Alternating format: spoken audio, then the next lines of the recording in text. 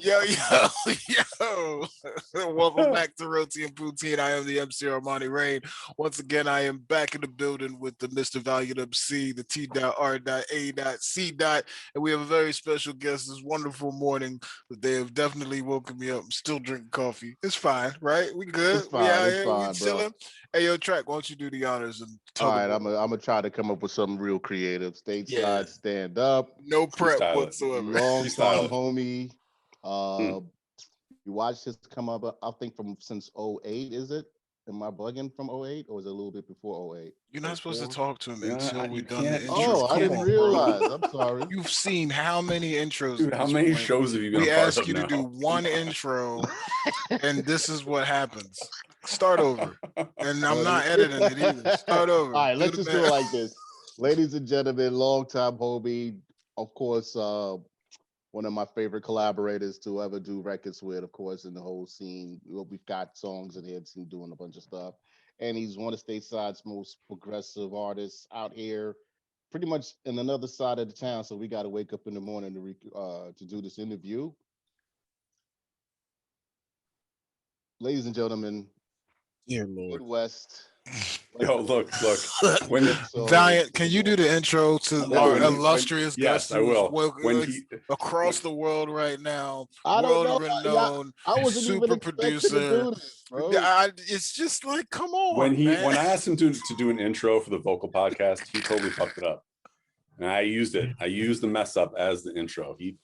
No more for you. Don't No ask more me for to tea. do this goddamn. Yeah, world-renowned producer, best known for his alliance with the North Quarter, and currently he is residing in the Netherlands, where apparently it is precipitating to an egregious degree, and they are locked down. I'm assuming during COVID-19. Ladies and gentlemen, this is Submorphics. Yay! Why y'all put me through See? stress, man? Y'all got me here busting sweats under the hat. Y'all know how hard that was? I thought you did a fantastic job, man. I did too. We're just giving them shit, you know what I mean? Starting off. Valiant actually killed it, so Yeah. I know. Next time. Goody. We're just You heard that? Oh Lord. Submorphics, good to see you, my brother. How are you?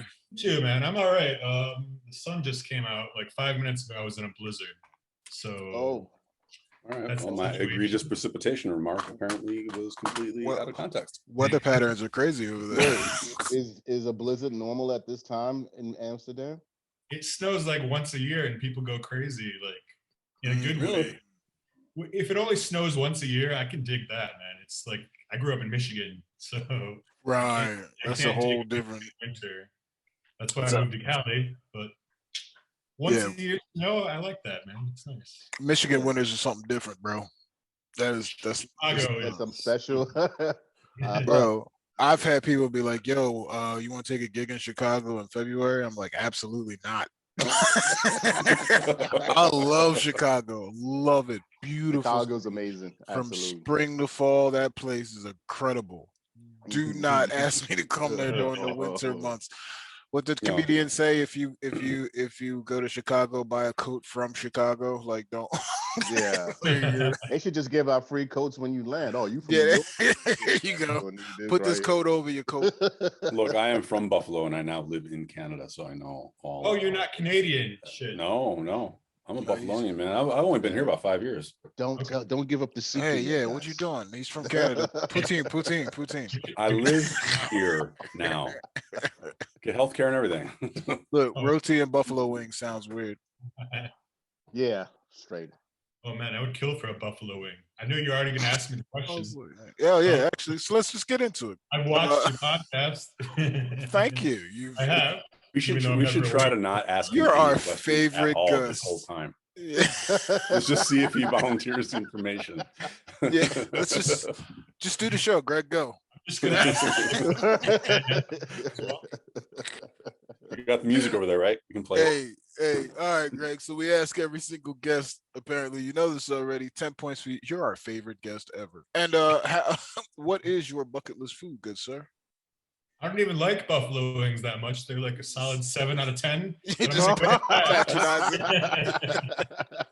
Butter No, and you something. don't do buffalo wings in the Netherlands, so I would I would smash some buffalo wings right about now. Like, I don't know. Are they the best in Buffalo? You tell me. Yeah, of course Oh, they hell are. yeah. They're so good in wings is Buffalo, they're not Buffalo. called buffalo wings. They're just called wings. Yeah. Anytime I try like traditional American like greasy food out here, they just mess it up so They bad. We got a overdo it. Five Guys out here. I'm at that Five Guys maybe twice a month because it's like In and Out to me. Like maybe that's blasphemous to say. Yeah, that. that's absolutely I think blasphemous. I don't know. Five Guys is all right, actually. I like. If you No, I haven't like had Five In-N-Out Guys in 3 more years, than In and that Out, shit is really. identical. I am not a My fan. taste buds. As I much, don't know. I'm so much not a fan that I'm a Whataburger fan, to be We've honest. said it too many times already. We give them free promo. I don't like that place so much, but whatever. See, this sounds like you've got some underlying reason to not like. No, this. they're Ooh, I first. felt that. So like Sounds I'm like that hurt your feelings. one. I felt don't that, eat bro. beef anymore, so I really don't Okay, have well, much I of a get that. dog in the fight. But when I did eat beef, Pauls, I was a burger connoisseur, in my opinion. So like in my rankings of burgers, they are low on the list. They're too greasy for. It's too much. It's too much. Okay, but Their my other option fries is are Spearhead. horrendous. They're overrated, man. I said this a Yeah. long time ago and got chased out of Cali or something. But Wait, for who? For In and Out. See, you bugging. In-N-Out is In-N-Out's burger is a very classic burger. It's No, nothing their burgers are crazy great. Their to it. fries are. No one talks about the fries. No one's ever No going to one talk ever. about the fries. You can junk the fries. I will. No, Talk about the it's fries all like- day. Yeah, They're it's not like good. they take fries and pack packages with them shits. Them shits are terrible. But the burgers themselves are just a good classic beef, cheese, Mhm. lettuce, tomato. You know what I'm saying? Like it's just I could eat 17 of them in a sitting because there's nothing to them. But they're good. They're good for what they are. Now, fat burger is high up on my list. Like I'll take a Yes. fat Oh, all right, burger see, over here we all. go. You Here know we what I mean? go. Yes. We getting hot. Yes, dude. We Yeah, getting hot here. Yeah, like fat burger, I take over. Like when I first went to Cali, that was the first thing. Who did I meet up with? I think I met up with Dre, and he was like, "Where are you trying to go?" And I was like, "I keep hearing Ice Cube talk about Fat Burger. We gotta go." So that was Fat Burger, and El Pollo Loco, man. Those are the two places out west that are. And Yeah. Roscoe's Chicken, man. Roscoe. come and on. yeah, we did Roscoe's Chicken as well. We did that actually on the way out. So Oh, Didn't that trend start on the East Coast? The What's Roscoe that? Chicken?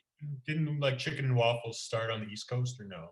Am No, I just don't think wondering so. for- It came here. that late. might be a Southern thing, actually. Yeah, you might be Yeah. right about that. Like a North Carolina type Yeah. vibe. Yeah, I'm gonna look that up right now. You guys Yeah, well, talk. North Look, Carolina the best is food, the best food in the world wasn't invented by white people ever. So, like, if you Why did you find bring it to where- that? I don't Because understand. I'm just Why saying, was if you that find where, necessary? like, if you find where Yo, Black and Latino is people or the Asian people are, that's where all the black good food is activists coming I've from. ever met in my life. Jesus. Yo, I'm saying that's not, you know. No, come I on. got it. Greg, Yo. let's get back to Greg. Greg,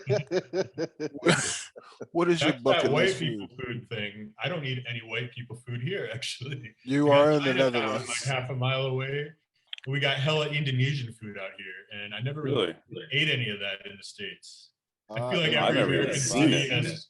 I feel like every American city has like one Indonesian restaurant, but I just never messed with it in the States. And out here, I I don't eat know it if I have. This is twice a week. fantastic, by the way, Sarah. Good job. I don't even know if I've seen an Indonesian dish So restaurant. that's if y'all Indonesian? visit me, that's what we're doing. We're I'm eating, coming by.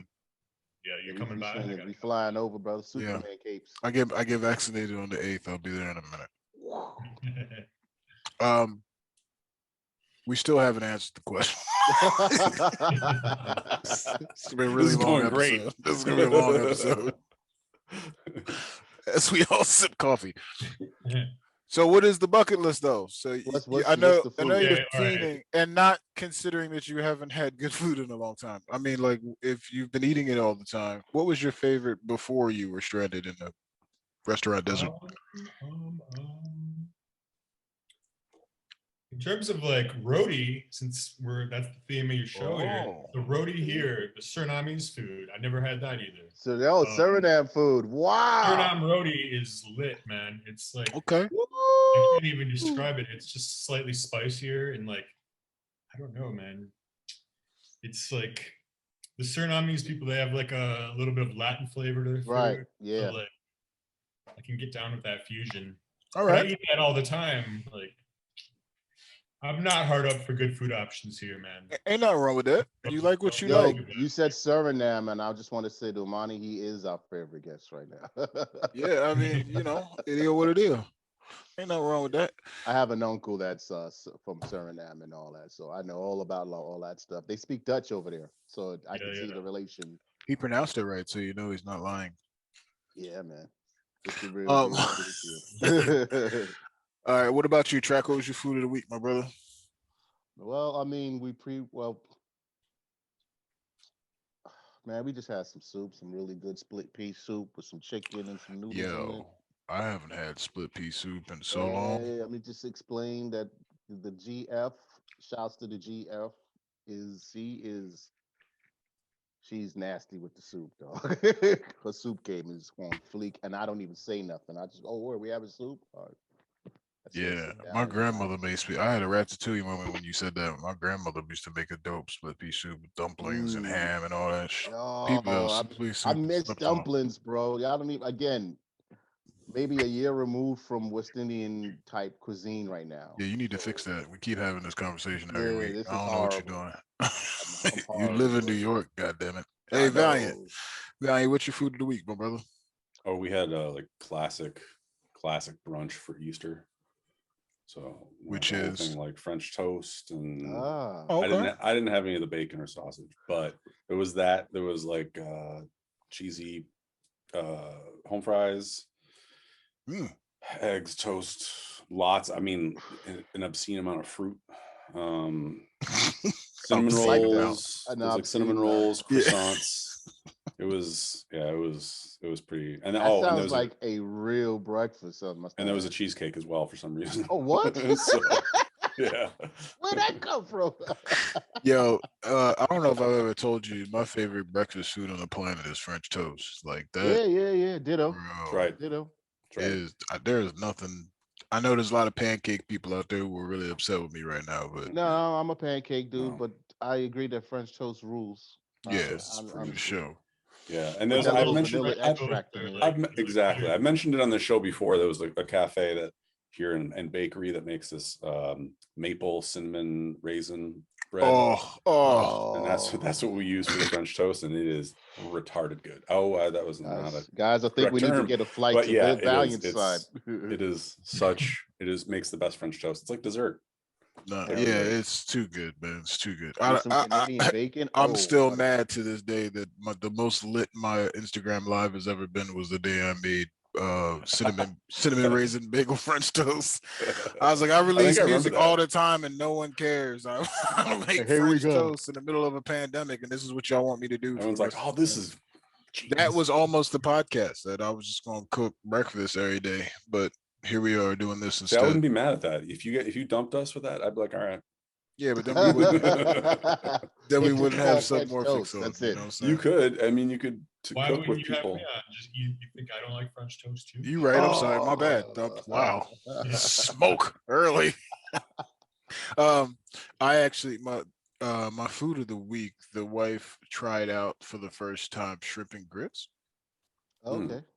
Let me also preface something for all the people who, I'm on my chef game too, but it's because she can't cook all the time and the kids can't eat spaghetti every day. So I had to learn to pull up my culinary art skills a little bit. They could for sure. And quietly at that.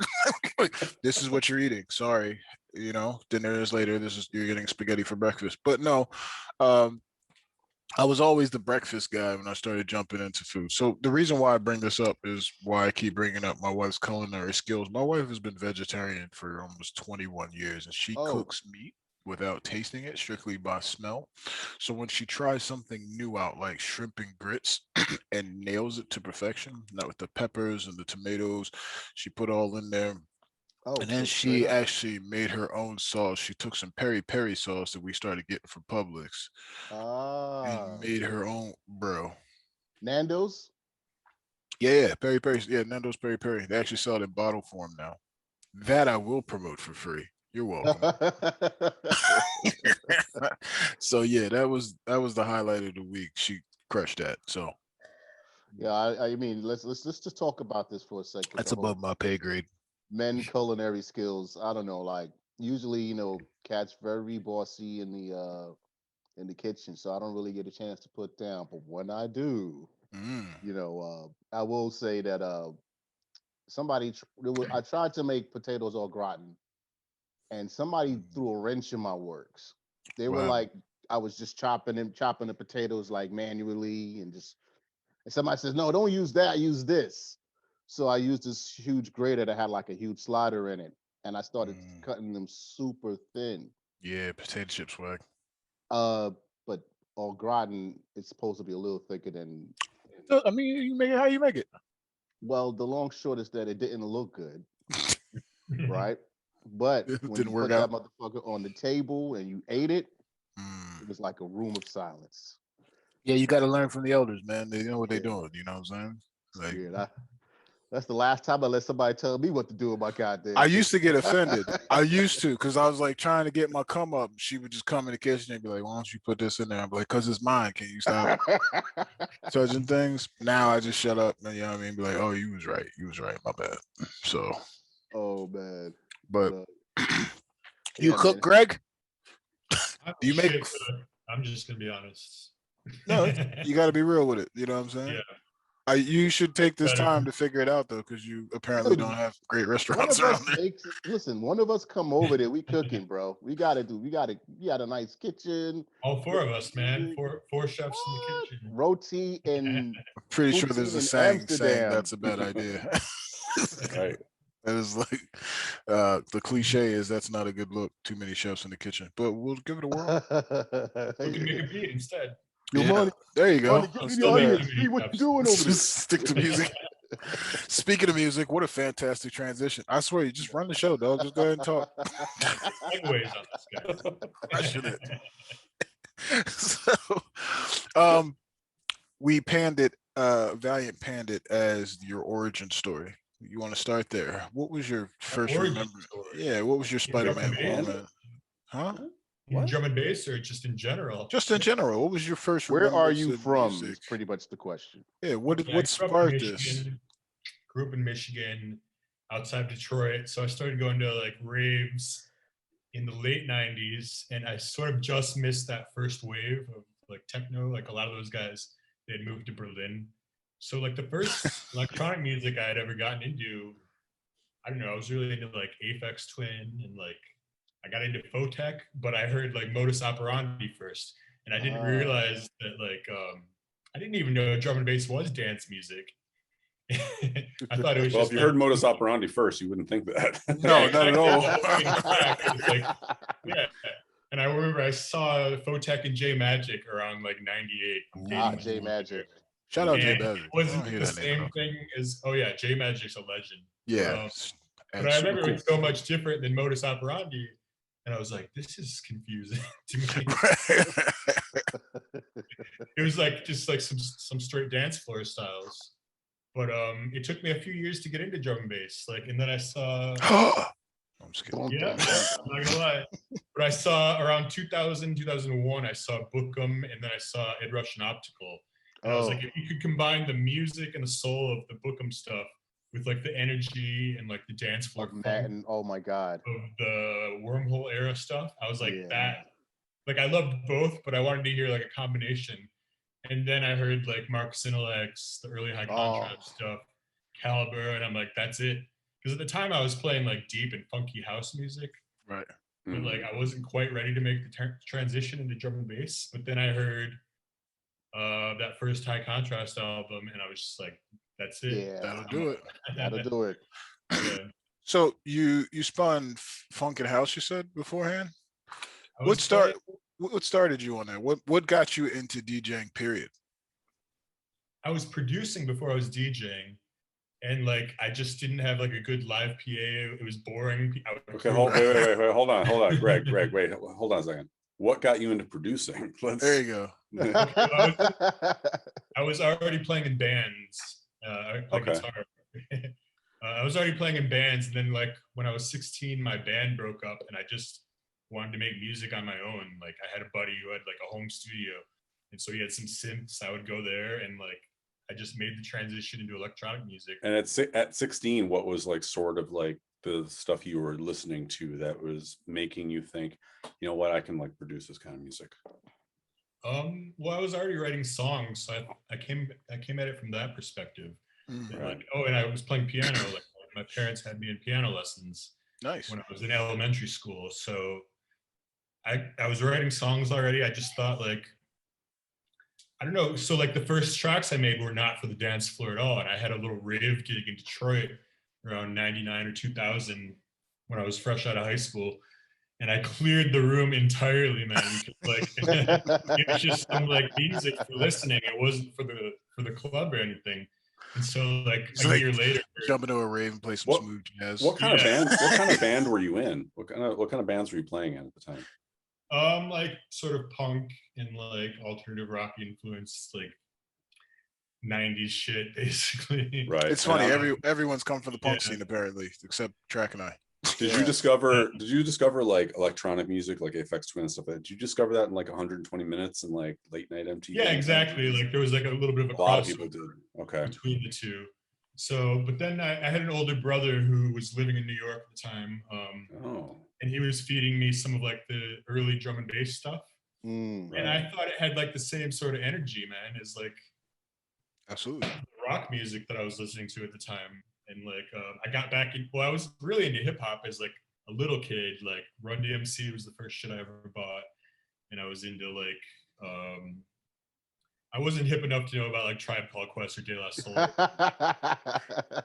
until I was older, but Those was guys wearing weren't Run really DMC hip at record. the time either, to be honest. So That Watch your period mouth. where electronic music and alternative and stuff like that was kind of like doing this weird crossover thing was interesting.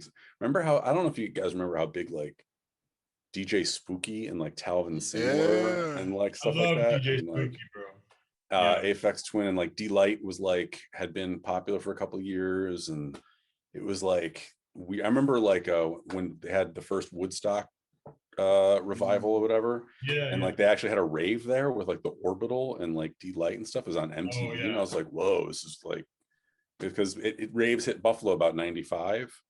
Mhm. And yeah, I remember that was like an interesting time. Everything was just all over the place and there was no rules, which made Yeah, it I mean, more fun. I wasn't into like one genre. I was into like everything, and Right.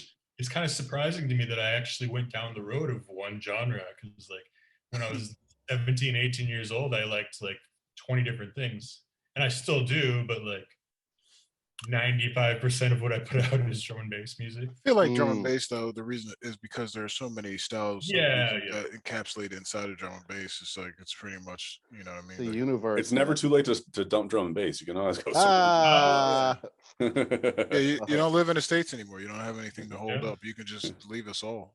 yeah, No, man. Tech house Please. opus. Please don't.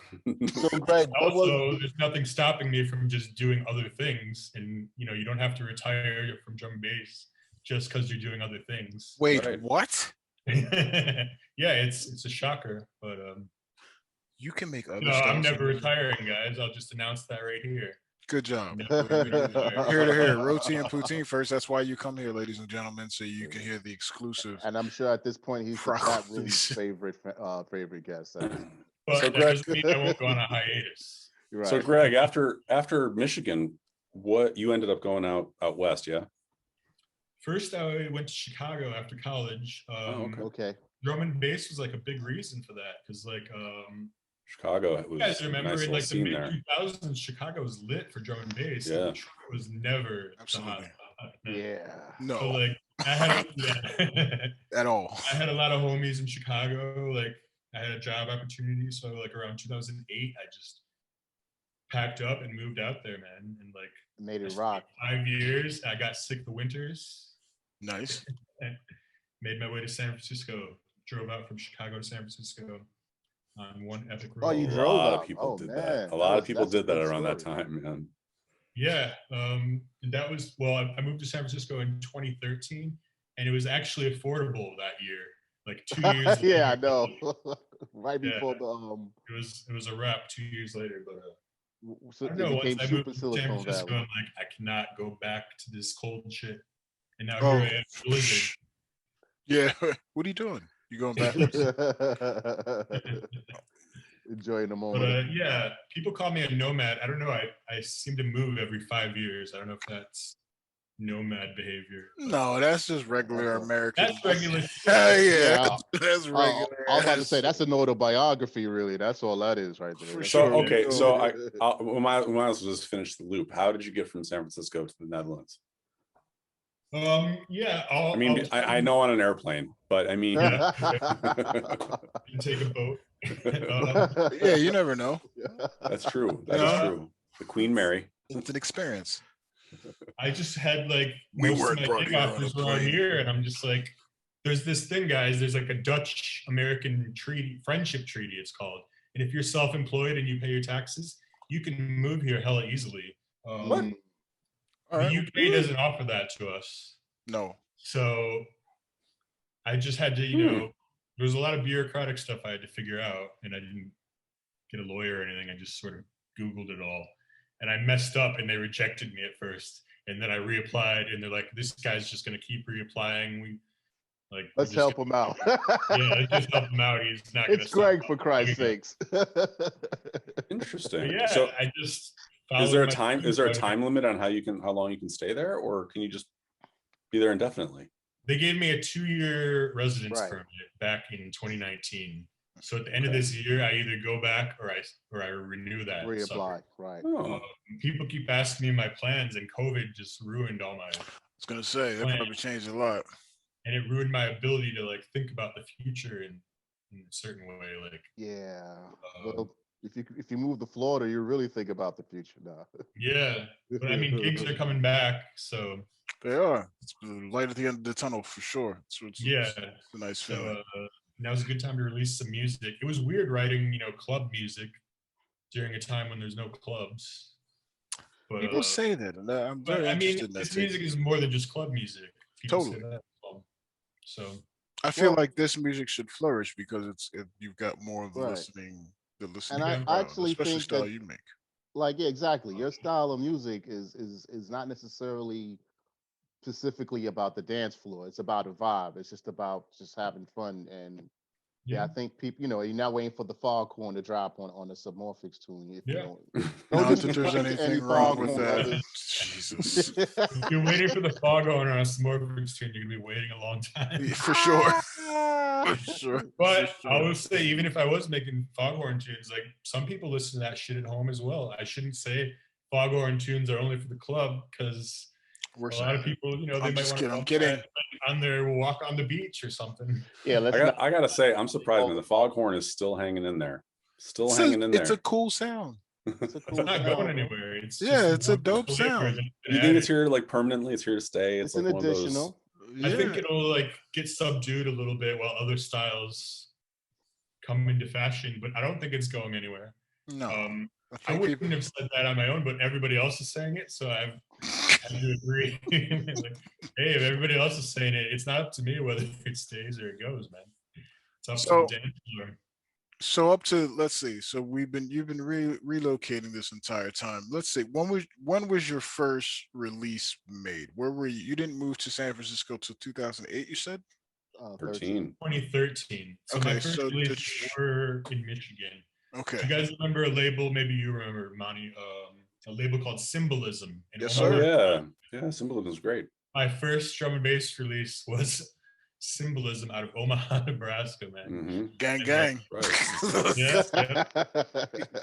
Shout out those guys. Never been to Omaha. Can't say anything about it. Drove through it. Didn't stop. Yeah, I've been. I have nothing to add. Only my Quite a few girlfriend people stopped in released Omaha. on Symbolism. I think like Method 1 released on Symbolism. I think there's some good releases on that. Method Yeah, One. they were pretty prominent back in the day, to be honest with you. Yeah, and they were diverse. It wasn't like all hard stuff or all liquid. Like, I think I was the only liquid release they did. They were kind of like trying to branch out. But I'm Omaha, super Nebraska was responsible for the bloodline of American drumming. yeah, man. Right. In 2006 was difficult as an American to get signed on any label, American, Facts. European, UK, whatever. Like, I Took was a while, struggling on AIM for 2 years to get anybody to sign my stuff. was always like, Shout "Oh, you out got Nate. potential, bro. You got potential." I'm You like, could get, but oh "Okay, my, you've been saying that for how long? When is my potential going to turn into like something Yeah, special. actually worth releasing?" it's just missing Like, something, you know. yeah, like it's because I was in Michigan and like I didn't have a lot of friends who were making it. Like everybody I knew was making it, I was talking to on the internet. Whereas like Right. if you live in the UK, your homie around the block knows how to Right. make drum beats. You can You could just go to the chicken shop and run yeah. into a producer So I out feel there. like my development got a little like stunted because like I was in isolation in Michigan where it's like Yeah. techno and good hip hop scene, and I was into that. But for drum and bass, Mm. Yeah. Detroit was not popping off. So how long have you been producing before that first release? Drum and bass wise, like how long you been swinging at the plate before you're connecting with that one? Probably 2 to 3 years I was swinging missing with the labels, man. You were And I had some real close calls with some big labels back in the day, and I thought it was happening for me, and it just did not, man. And so I started with symbolism because, like, they actually wanted to put my stuff out. But shout then out. Spearhead was the first real breakthrough for me, like a real like Spearhead. Shout out those respected guys. UK Right. label. So shout out BC. He like Yeah. he took a chance on me real early on. I have no idea why. But you never know what the buzz about you is. Like certainly in like 2006, when all I knew was Dogs on Acid. Like you can't really monitor. That's all that mattered. Yeah, man. You know, We're all for us, using though, message boards. Yeah, Actually, DOA that's was not life. anywhere. I think Yeah. for us, it has to happen. It has Every to happen. episode. Later. Yeah. So No, he'll be back in a second.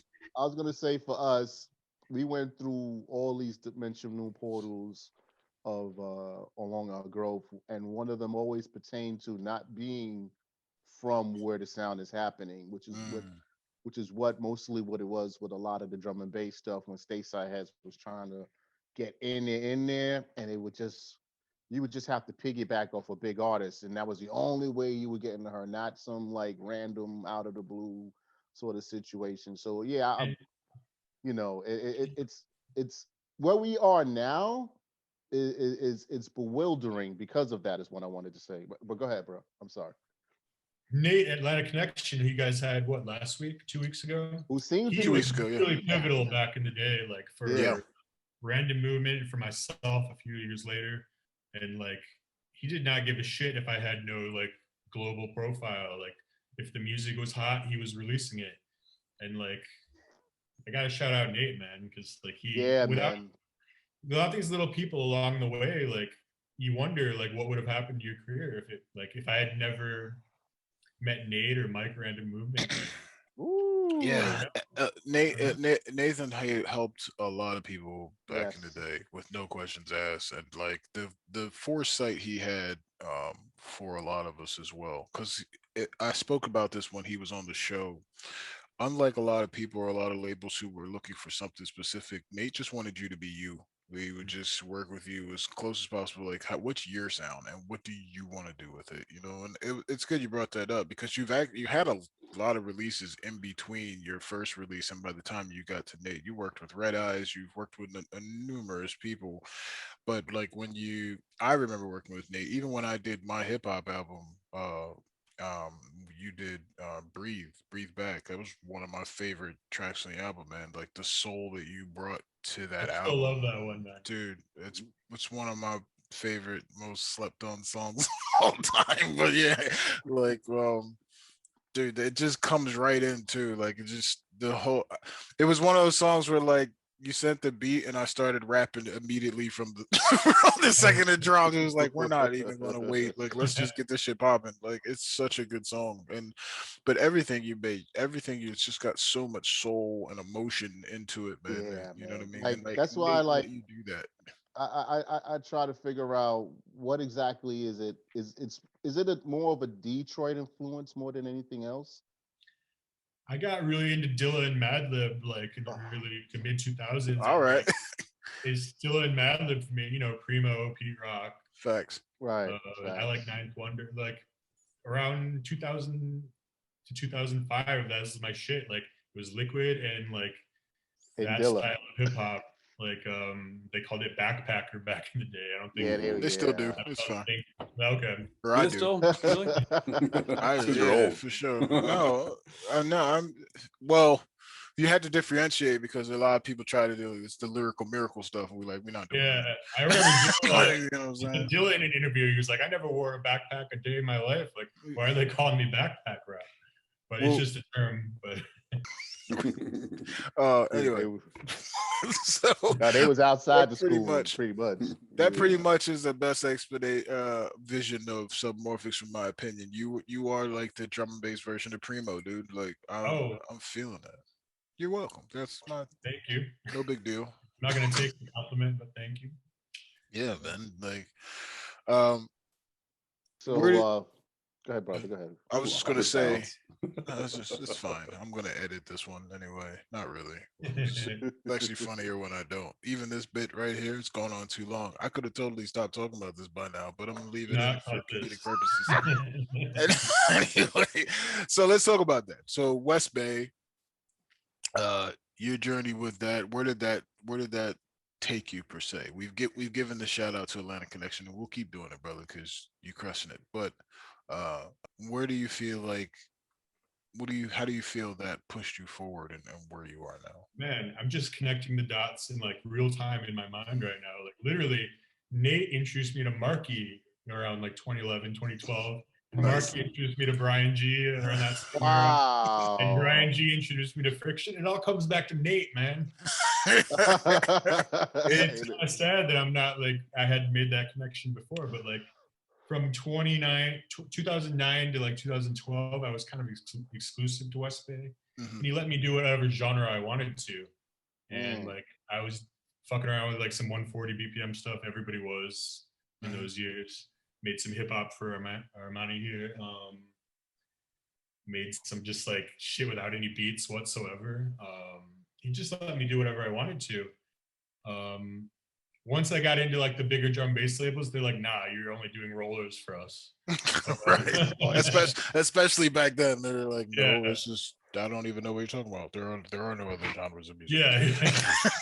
But once I got to the North Quarter, though, it got back to that vibe that I had with the West Bay, where I could just release hip hop interludes, like 140 stuff, whatever I want. To be honest, when I look at my Spotify stats, the non-drum and bass shit is not doing numbers for me. But I don't have Which is like crazy. sometimes you just got to express yourself, even though like certain tunes are doing well and other tunes are not doing so well. Oh, Like, bro, you talking to us? yeah. We know. I release So- freestyles regularly that have no chance of doing anything. I just Yeah. have to do it for my own sanity. You know what I mean? Yeah. But what am I going to do? Like make music based on what the stats are telling me? No. True. Like, that's not So, the Greg- artistic approach. So you mentioned like, oh, once I got with North Quarter, like it's no big deal. So you Yeah, got yeah. that- once I got with one of the most important labels, drum and bass. How did that happen? How'd you link up with the North Quarter? Well, I've known Lensman since we both had our first releases on Spearhead around 2007. Like literally, he was right after me, and we started talking on MySpace. That's how long I've known Lensman. That's right. Yeah, Boy. For the kids who don't know what I think I was in the top 8 in 2007. Oh, that's But cool. yeah, he asked me if I would do an EP for him, and I was like, I don't know. I'm working with Shogun. Like, you kind of like a newbie label. He's like, I'll let you do whatever you want. You can do some hip hop on there. Like, you can release some tunes that other labels passed on. And so I'm like, that's sounding kind of appealing. Like, Fire.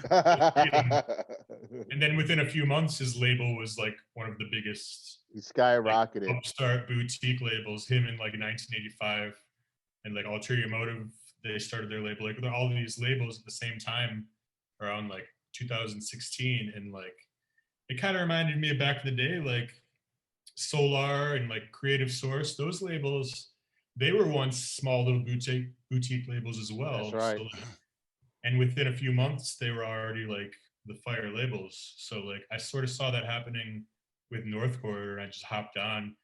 And the first release was so fun that I'm just like, let's do it. Let's do an album. Yeah, And I know people don't listen to albums so much anymore, but I really wanted to do it because We're trying to change that, man. I'm I tired grew of up it. on That's albums. sad. You know? Yeah, I it's think I sad. didn't grow up on EPs. You know, well, EPs are dope too, but I feel I like grew up in the people. 90s. I think people now have time to sit down and listen to bodies of work. As the my God, what is the name of the album dropped last year? Why am I spacing on an album I'm on right now? No On idea. on your album, Submorphics, the first Oh, T Kodak Dreams. Oh, Kodak okay. Dreams. Thank you. I thought that if it would have dropped like just a few months later when the pandemic started, you probably would have got like a super huge audience of sit down heads would have been like, all right, let me finally. And honestly, I thought that the album came off super well in the stratosphere that we're in, and it's one of my favorite albums to this day, to be honest. So Oh, thanks. just Shout out. because of the sound and the vibe and what it brought and the nuance that comes with it. So like, that's all I really search for when it comes to new music is what's new in this, what's really vibey with this, what's really, you know, what's keeping this funky and at the end of the day. And that's a hard thing to do for a lot of people. A lot of people stick to the formula. And So I've gathered this from a lot of producers that we've been talking to. They're it's cut in half. There are some that um are like you, Greg, and myself as well, and Track actually. We are fans of the album. And I think it's more than just a nostalgia thing. I don't think it's just because we come from that era. I think it's because of the type of artist we are and the emotion we put in there. An album is it's a Yeah. reflection of a mind state, you know what I'm saying? Like it's us speaking. Not to say that EPs aren't, but I do feel like a lot of people don't necessarily want to put that kind of extra. I think they just want to make music and they mhm, want to make the best music they can. That doesn't make it necessarily microwavable, is what the term we use. You know what I mean when we normally speak of essence like that. And you can fall into that. Now there are a lot of people out there making microwavable music. Obviously, I'm not saying that that's not a thing, but there are some people out there who just don't want to put an album together.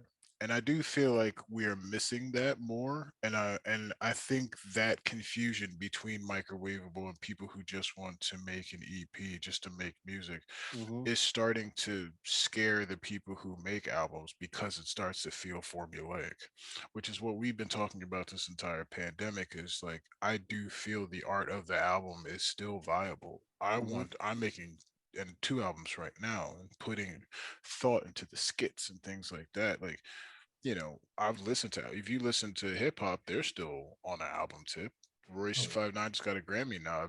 He's got skits That's all through it. one of There's a the best Grammy nominations in hip hop I've ever. bro. man, the You hip listen hop to at the that. Grammys this year was fire. Nas won, didn't he? Yeah, Yeah. Nasir's King's Disease I one. thought Yeah, that Freddie Gibbs and Alchemist I thought albums. they were going to take it too. I thought so too. But I Yeah. Yeah, thought the Nas was a good.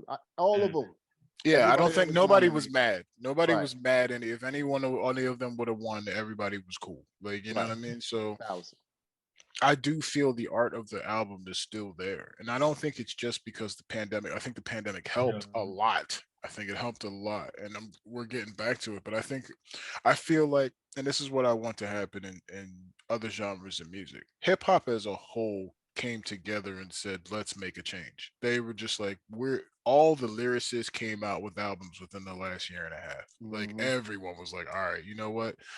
We're tired of the uh I don't want to think when I rap thing. And now you see it, the time that was put into that, now you're starting to see it flourish. And I You think the see the same thing would rap happen, athletes. with people like you, Winslow, Echo Brown, all the people we've had on, for Christ's sake. I feel Yeah. like you guys make music that is for the thinking head that will persevere nowadays. I think you could put together an album and have that kind of artistic ingenuity that will resonate with the crowd.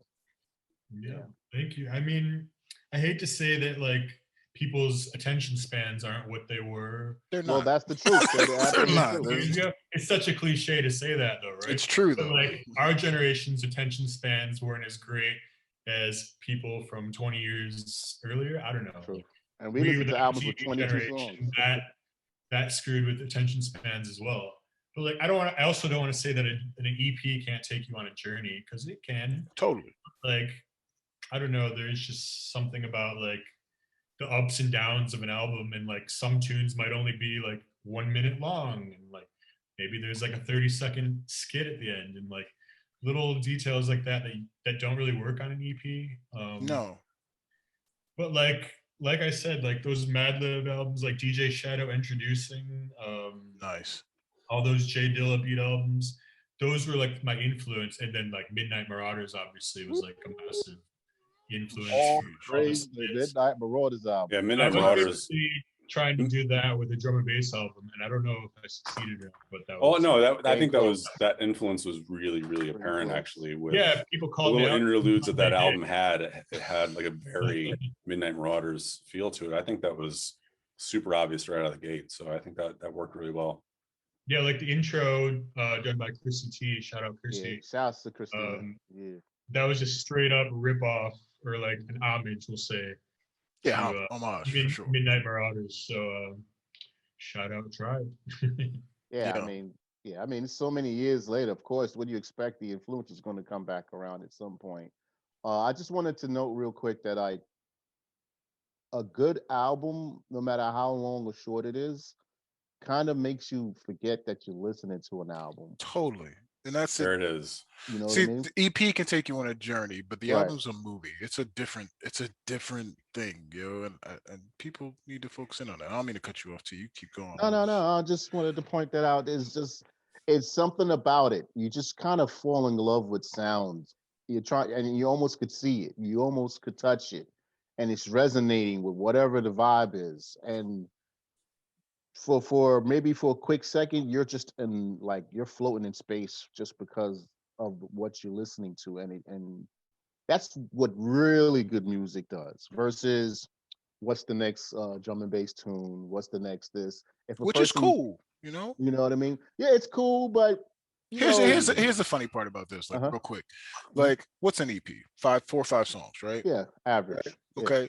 Say you put 2 more songs in that EP, and then an in album. between those songs, 1 to 2 skits, you've got an album. That's right. Like, you don't need to have 20 tracks on an album. Like, it doesn't have to be that way. I've got albums right now with 10 songs on it. You know what I mean? And then they don't even have skits. Now you take 10 songs, you put 3 skits in that, maybe 4, you've got 14 things to go. That's an album. That's a full-on EP. It's just that little bit of extra effort you put into connecting the dots. You know what I mean? So I think and that's what I was gonna say. I don't think an EP really takes you on a journey per se. I think it's more like a what's like a what sampler? am I looking for? It's like in artist terms, like an illustrator, someone who draws, we do studies. So we'll draw like along the lines of like, we'll draw like 5 like lamps or whatever, or 5 views of that lamp or whatever. Like we'll take an idea and I see what you're saying. Go like in different areas with that same idea just to kind of see if we can. And that's what EPs feel like to me. They feel like they examine a feeling or a mood or a thought or whatever. They kind of feel like they focus on like a short story sort of ordeal. A little bit like that, yeah. When you first started, I was going to say, I don't know, it's kind of a case-by-case basis, but if you look at it that way, no, I can totally agree with that. See, I like that analogy better, actually. It is like a short story compared to an album's like novel. And the whole idea of you forgetting that you are listening to an album, it's interesting when you're talking about drum and bass that, like, and I've said this before to you, T, like a couple of the only albums I've listened to top to bottom, beginning to end in drum and bass, 2 of them in the last like 5 years have been made by 2 of the people in this chat right now. Oh, thank you. I didn't make an album. I'm joking. Get it there, Ronnie. Come on. I haven't made an album. I'm joking.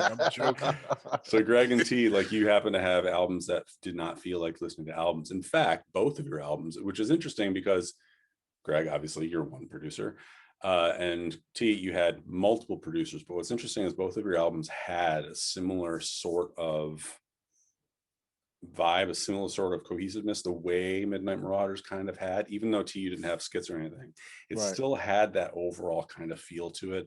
And the other one, and I've said it a million times, I'll say it all again, is that the last Shy FX album, and that didn't feel like listening to an album, it felt like a mixtape. So it had a different approach altogether to that same sort of effect. But there's not a lot of albums that do that. There's a lot of albums out there that contain a lot of filler. And granted, True. But that was that way back in the day too. Yeah, like that separates your albums. You know, like not everybody kills it. Yeah, like, you know, just because you made an album doesn't mean it worked. But I think now, though, nowadays it's so vitally important to nail the aspect of the quality top to bottom, because nobody listens to albums top to bottom anymore. That you have to make that, like, you have to be successful with that. And albums are competing with compilations, something that I never thought I'd see before. Like, you're competing against a label's best top 20. Because now that's the formula, and that's the, you know what I mean, that's a different thing. So what have you got going on? What are you heading towards right now, Greg? What am I heading towards? Just got real total disaster. We just had this conversation behind the scenes too. I'm writing a lot of sketches right now. I'm filling up a folder on Dropbox with these sketches, like I do, and then me and Lensman, we'd go over. And then you're just gonna send them out to us, right? Yeah, you guys.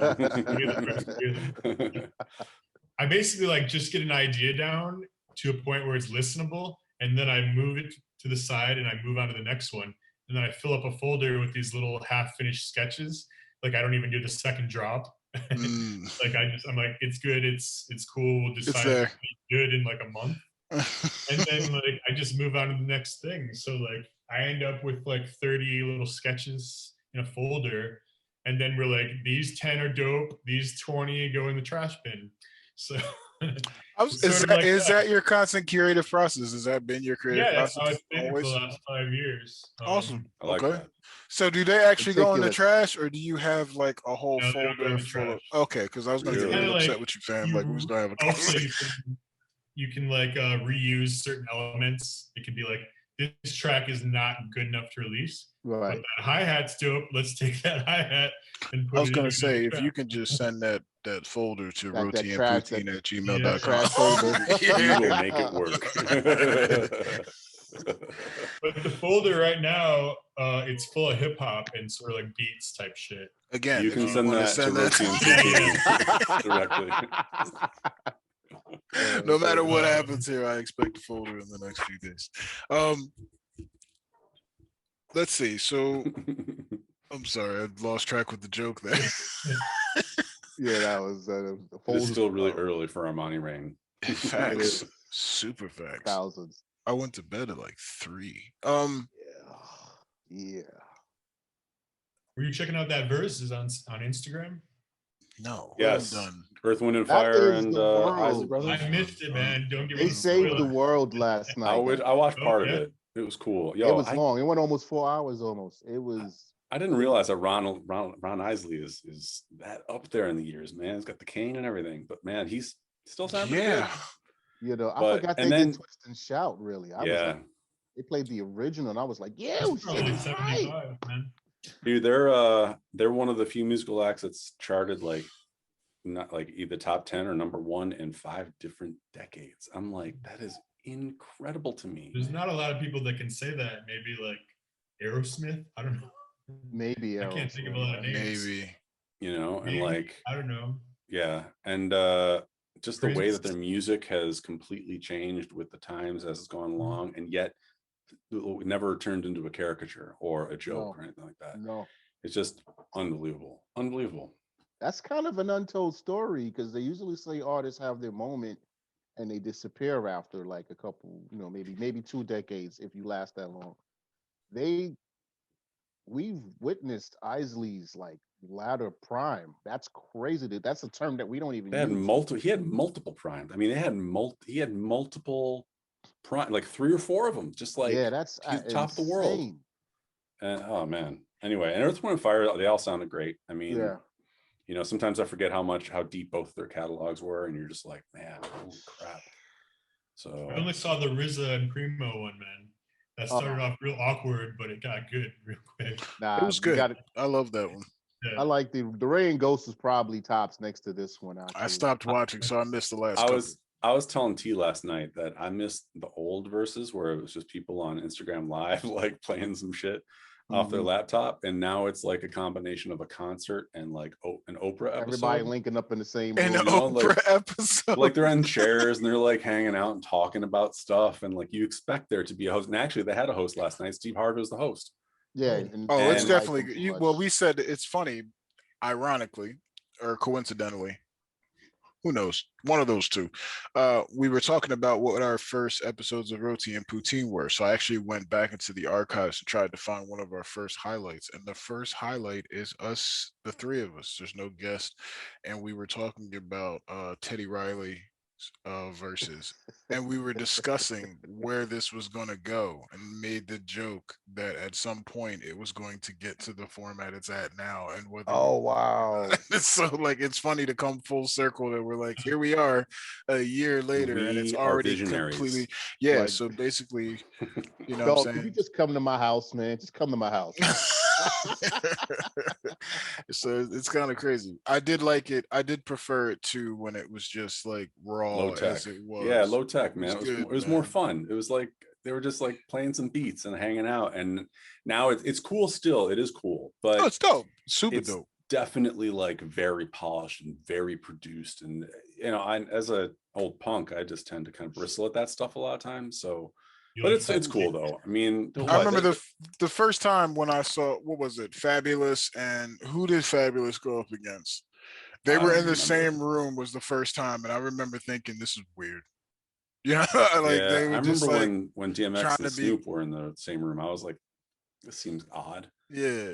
But who was the one that screwed that whole thing up? Remember, like he messed it up super bad on his end. It sounded bad. It was weird, and then there were a couple of those. I can't remember. I remember the first one that went terribly wrong. The verses didn't happen, but I don't remember who that was. But I remember Riley go up against. I feel like when they were I think that was one. That was the one. That's the one I'm talking about. It was Teddy Riley and somebody else. I think Teddy was the one who had. Yeah. So what's funny is when you're standing next to each other, there's a little bit of that shit talking aspect that disappears. Because you're both, you know what I mean, trying to keep it cool. Like when you did the RZA and Primo, they were like, "What you got, baby?" You know, like in their own environment and cool, and everybody's home and chilling. You can talk whatever shit you want to talk. When you're standing next to each other, the artist thing comes in. You know what I mean? So it's like, and then we've had respect you. we've had verses that's a thing. Like, you know what I mean? Especially in all that world of music, because we're so competitive to begin with. Unless you're Gucci and same, but there's even that, like there's even an actual was like there. So you know, so like if things went too far, like who knows how that would have went? You know what I mean? Like if I believe if they were in their own personal spaces, the rhetoric would have been might have been a little different. You know what I mean? Little men be stepping up to each other's play pools right there. Also, we're glad that it happened that way. That was a moment for not just hip hop but Atlanta. So shout out to that. But anyway, Greg, if you're gonna do a versus, who's your versus gonna be against? Let's do a versus with you and Random Movement. Oh shit! Ooh, that'd be pretty sweet. Why are you shaking your head? No, it's a friendly fight. Because we're friends. Oh, that's the whole point. Drum and bass people are too humble, man. Drum and bass people. No, he's got the hip hop, and because we friends, I don't want to destroy him. I'm not that competitive, guys. Shit. But yeah, let's just say right here, me and you, Mike. Let's go. There it is. Roti and Poutine host on Roti and Poutine. Roti and Poutine doing drum bass verses from here on out. Oh, I like it. Actually, I like it. Like 1 minute ago, I was on the fence, but well, look, no, hold up. Like when at Christmas time, when we had Bailey and Goldie on, it turned into something like that, where they were just going dub for dub. That was kind of fire. That was dope. It was like a versus episode, and I was like, we actually said we were going to do that again. Yeah, we need to find two people who are down, Greg. I'm officially down. So if Mike won't do it, we can get who? We get Mike on the show. It's a wrap. That's all I know. We can get Mike. We get them both. I think we can get you guys to fight.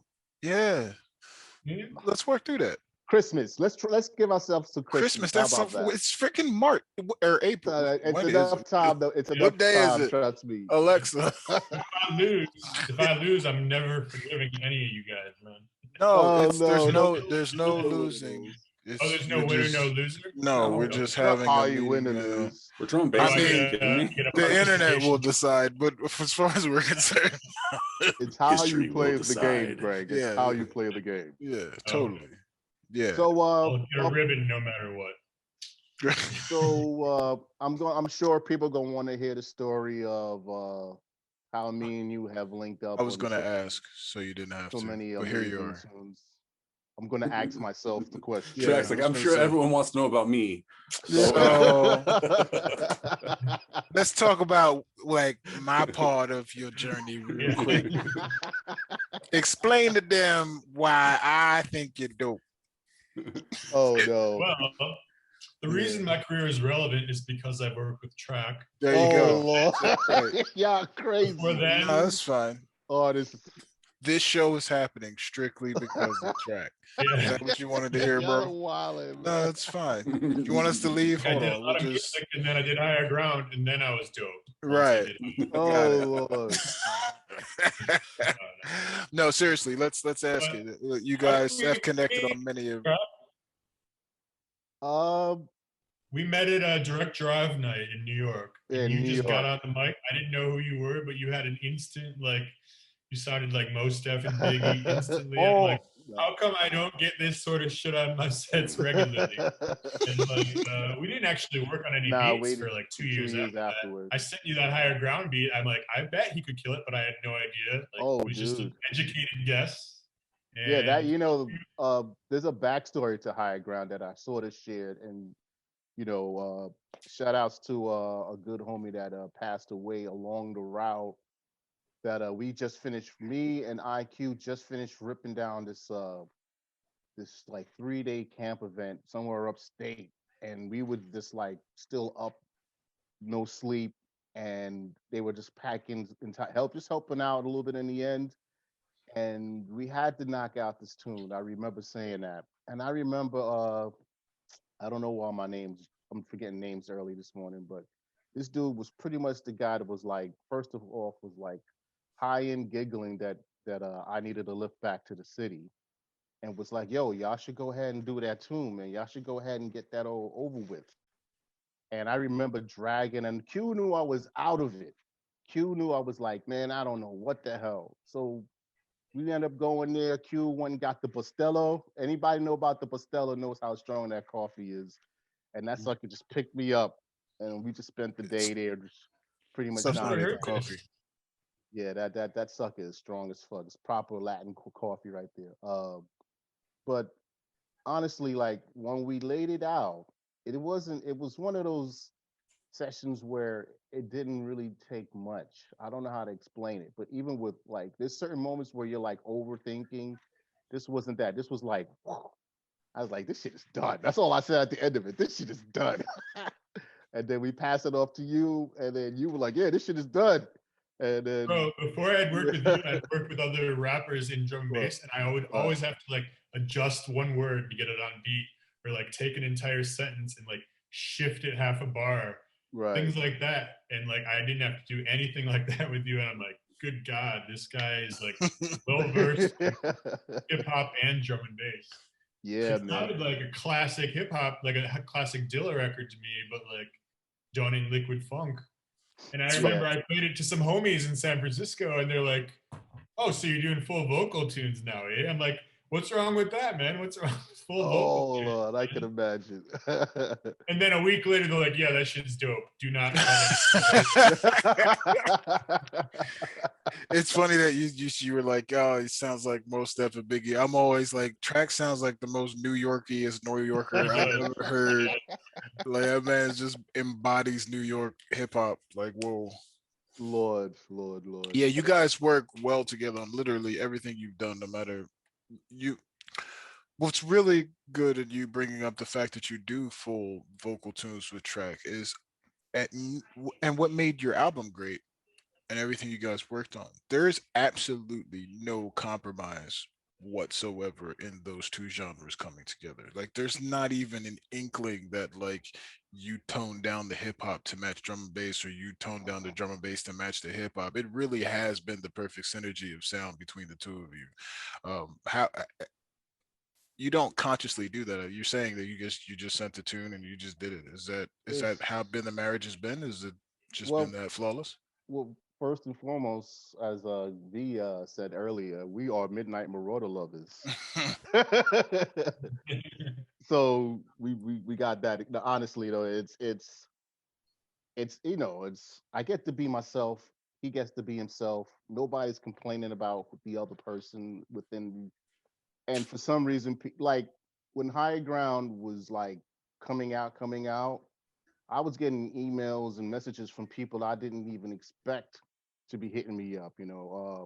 Marcus Intellects, the story I have with him coming to New York, and I'm just coming back from a wedding or whatever, and he's like, "I'm about to play your record right now," and in the middle of Tammany Hall at the time, and I'm like, Marcus Intellects is giving me, I don't, yo, honestly, probably the closest time we ever had, honestly, was that night, and the reason why I'm saying that is because it felt like he was giving me everything that I needed to know about what's about to happen coming to, and it's really, no, it's super deep.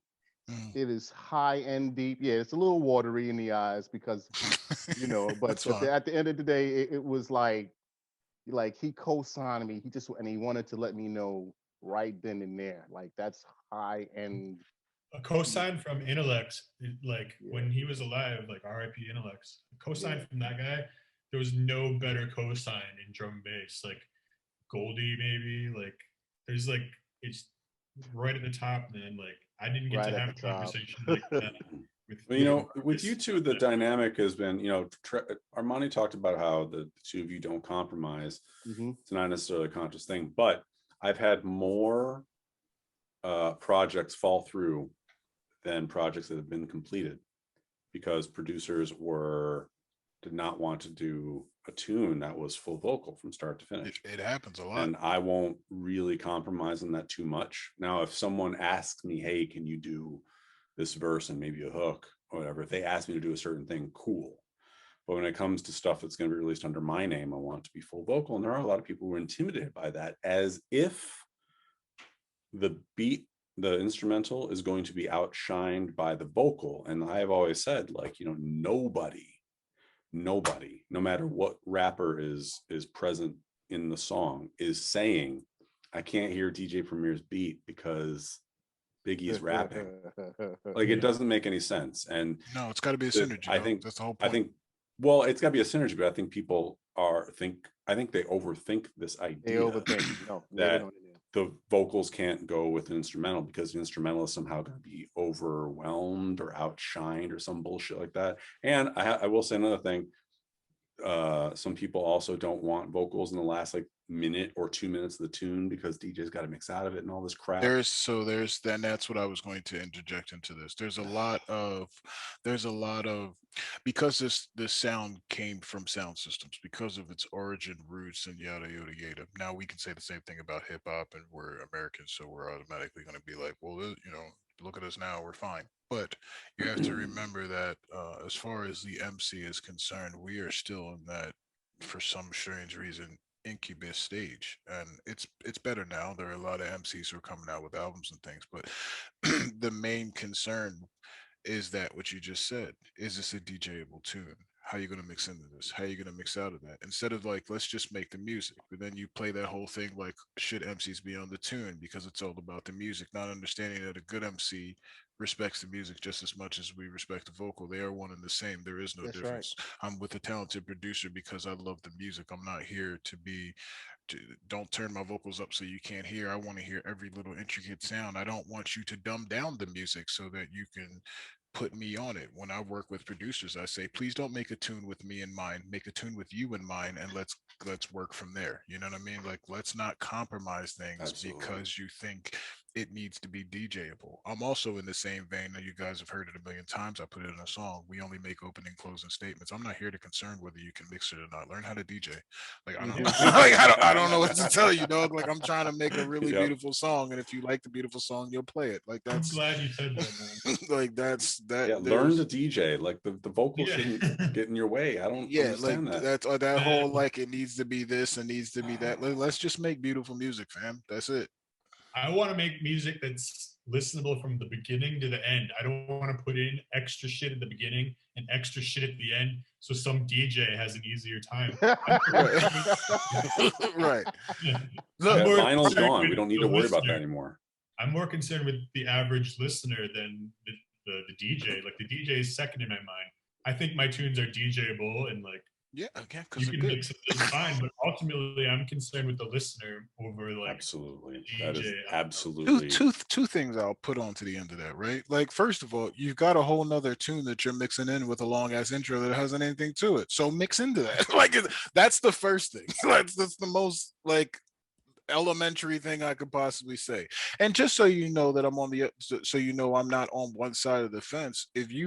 I'm working on an album right now with Society of Numbers. It's a hip hop album. I want you to ask, or even the one album I'm working on with Nick, I want you to ask them how many times we've done a tune, and I'll like maybe it's like 2 verses, and at the end I'll say, hey man, at the end I feel like you should go off here a little musically. It goes both ways. It's not, I want to make the best piece of music possible. And that doesn't necessarily mean I need to have my lyrics on it. But just the respect that I show in that, please show me the same respect the other way. Like dog, we're just making music. Stop thinking about it. What's good for the tune? Don't worry about anything else. There's not a set format. Like it needs to be this way arrangement wise every time. Like as a matter of fact, drum and bass taught us not to care. Yeah. Go ahead. I'm sorry. I honestly hate it when people tell me like, can you add 2 minutes at the end of your tune of just drums and like the bass line? I'm like, no, man, it sounds good as a 4-minute tune. I'm not turning it into a 6-minute tune just to appease DJs. Like I want it to be listenable from the beginning to the end. And quite frankly, nobody plays tunes for more than 2 minutes anyway. Facts.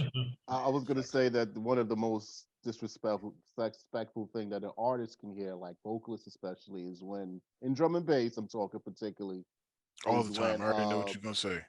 Is when somebody hears a really good tune and then they go, yo, you think there'll be an instrumental for this? And it's like, oh, I hate that, man. Dogs. And that's only in drum and bass. That doesn't happen anywhere else on the planet. No one hears the new Royce the 5'9" record and goes, is there an instrumental version? Unless you're another rapper trying to spit over that beat. No one. That's it. Like, that would be I'm not trying to hear that. Like, fam, it's music. No one listens to Timeless and goes, yo, I wonder if you've got that without the vocal. Like, what do you mean? Like, no, fam. Like, that's the song. It's a piece of art. No one, you don't look at a painting and go, man, if they just stripped a couple colors out of that, that would be really sick. Give it a good example is when New York and Soul dropped their album and they had that song Runaway with India on it. And that was like that actually someone played that the other night. Was it Elside? I can't remember. Anyway, nobody is asking for the instrumental of Runaway. You know what I mean? Like, oh, India, one of the greatest singers of all time. We don't need her on there. I just want our genre. No one does that. I don't know. Something about full vocal tunes sounds refreshing to me in a genre where there's not a lot of vocals. Like, it just sounds fresh to me. And like, I don't know, like it's not for everyone. But look, but you know, there's something else if you don't like it. Should be. But a lot of people agree with you because like the biggest tunes lately happen to be these tunes that at the very least have an iconic vocal sample in it. Okay, maybe they have a foghorn, but the other ones have like an iconic vocal sample or a verse or a hook or something. They have something human in it where they have the voice and like that's it, man. Like people sing along. Like look at to this day. I mean, look at the effect that The View has on the world, and people will still. I say that is probably it. Reach the top of the mountain and become arguably one of the top 5 greatest vocal drum and bass tunes ever made. It's iconic and you know all that, but you hear it and you get goosebumps. You know what I mean? There's certain tunes that DRS has done that if you don't hear the vocal in it, you're like, wait, what? And it sounds incomplete. Yeah. And it's just, yeah, man. People. But that's a credit to the vocalists on that level, because now the people are saying, "Why didn't you say more on this record?" You know what I mean? Why didn't he put a little bit more effort into this record? And It's a credit to the vocalist, but I mean, there's a credit also does go to the producer as well for having the foresight to put the vocal in this part. You know what I mean? Like, it does take two to tango in this particular instance. So, like, you combine the right vocal treatment with the right beat, you have magic.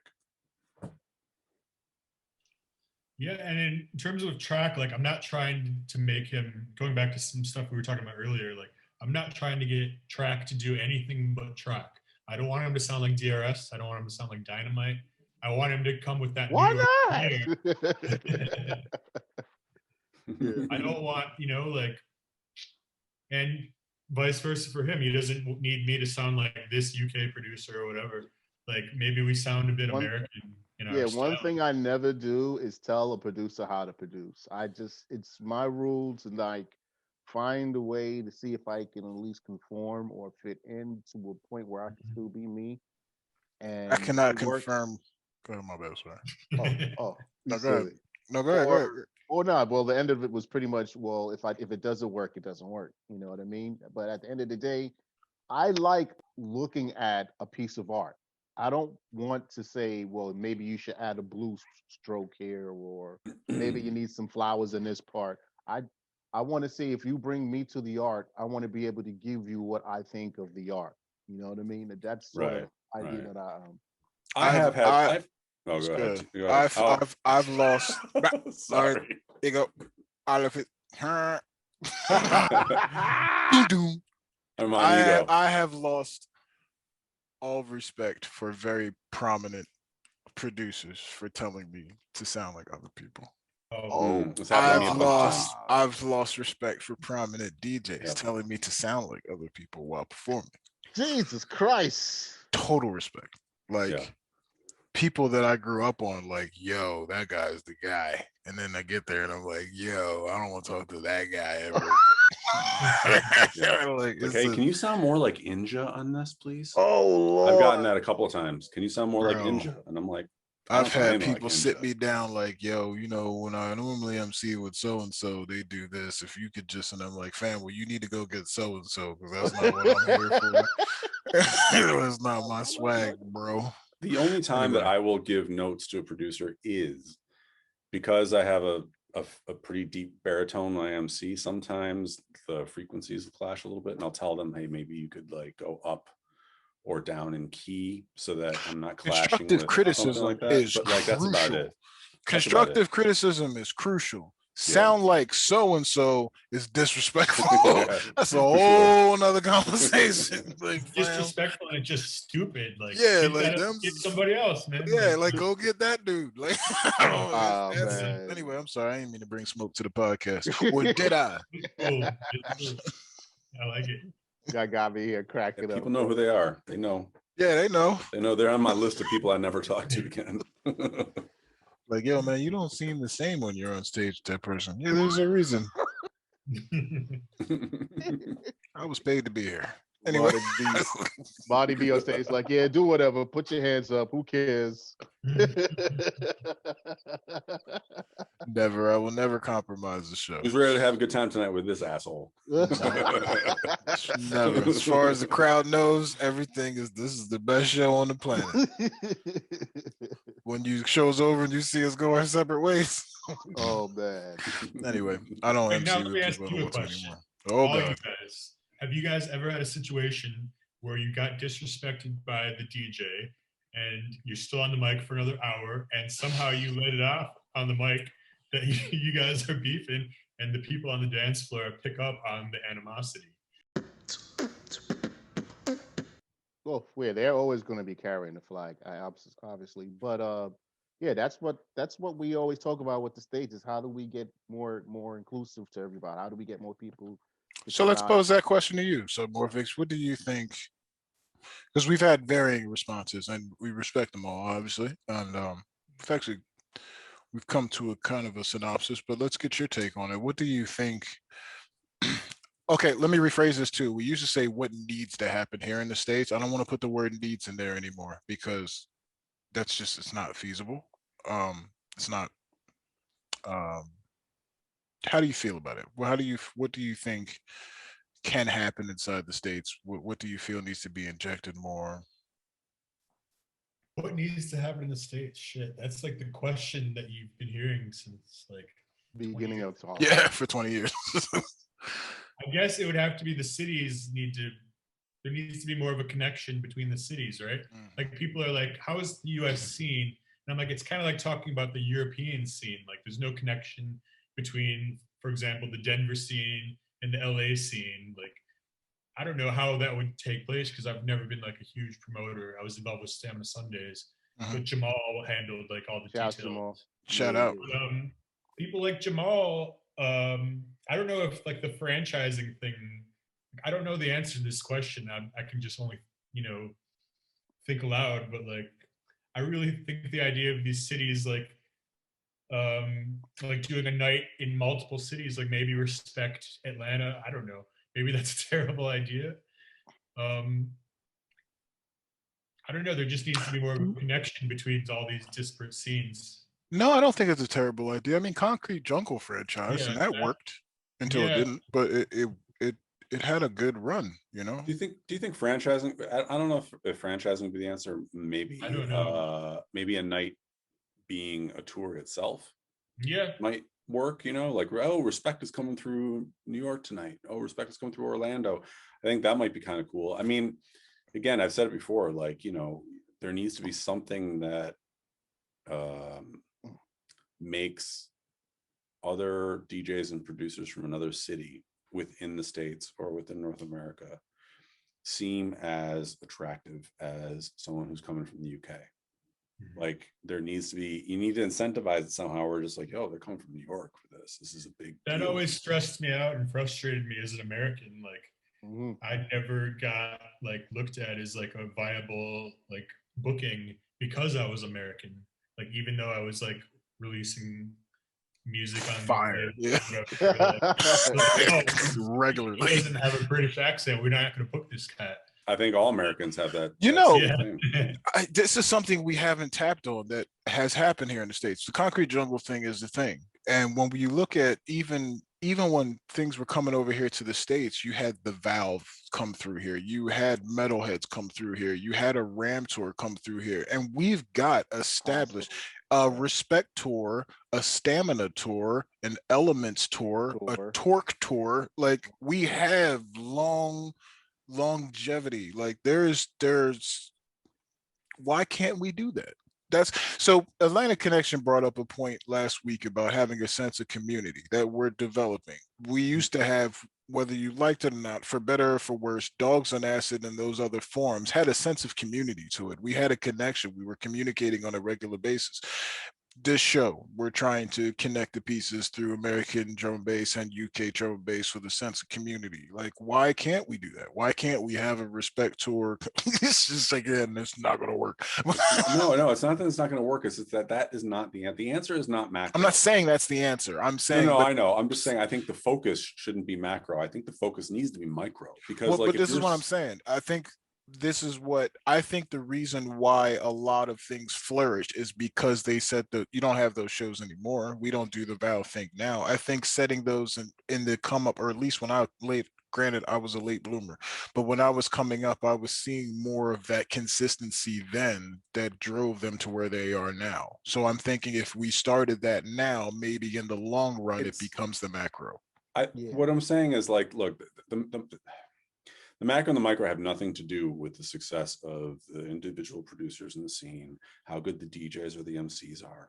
What it all amounts to is the scene itself and its support system locally needs to be strong if it's going to support anything else consistently. You can bring in like UK headliners, and that's great.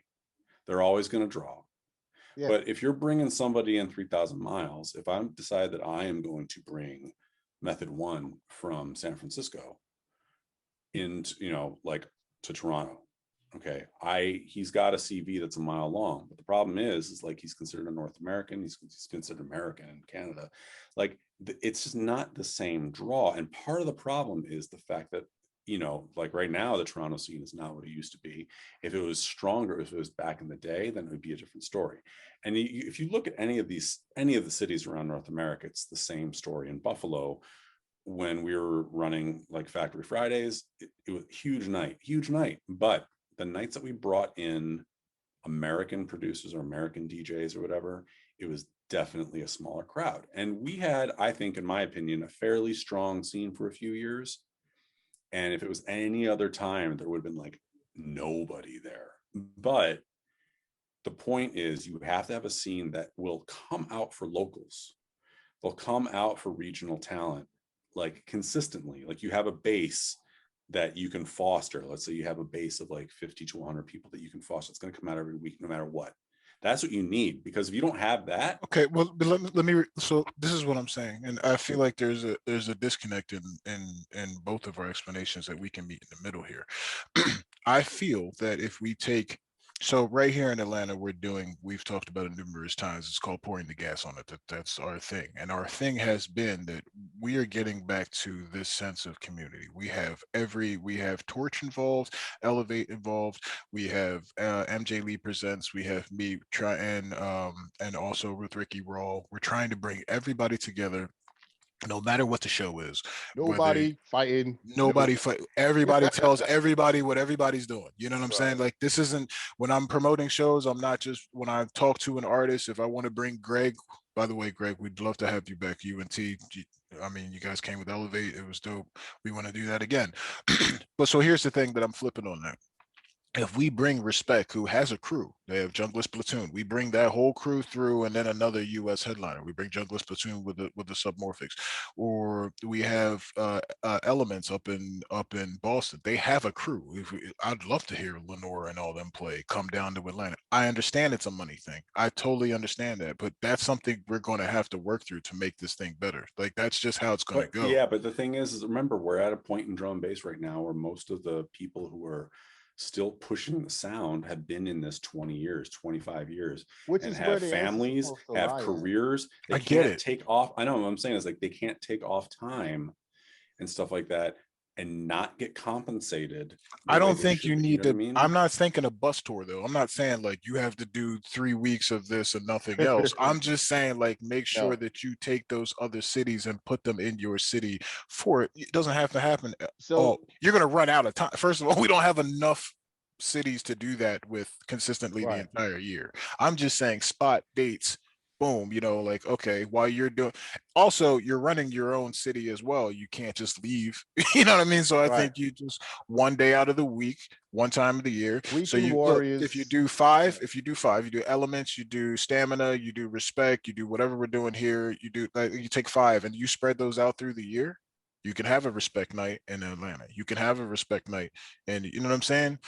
This obviously is going to take more planning and prodding. We're not going to figure out right here on this Outcast, Outcast on this podcast, A-Town baby,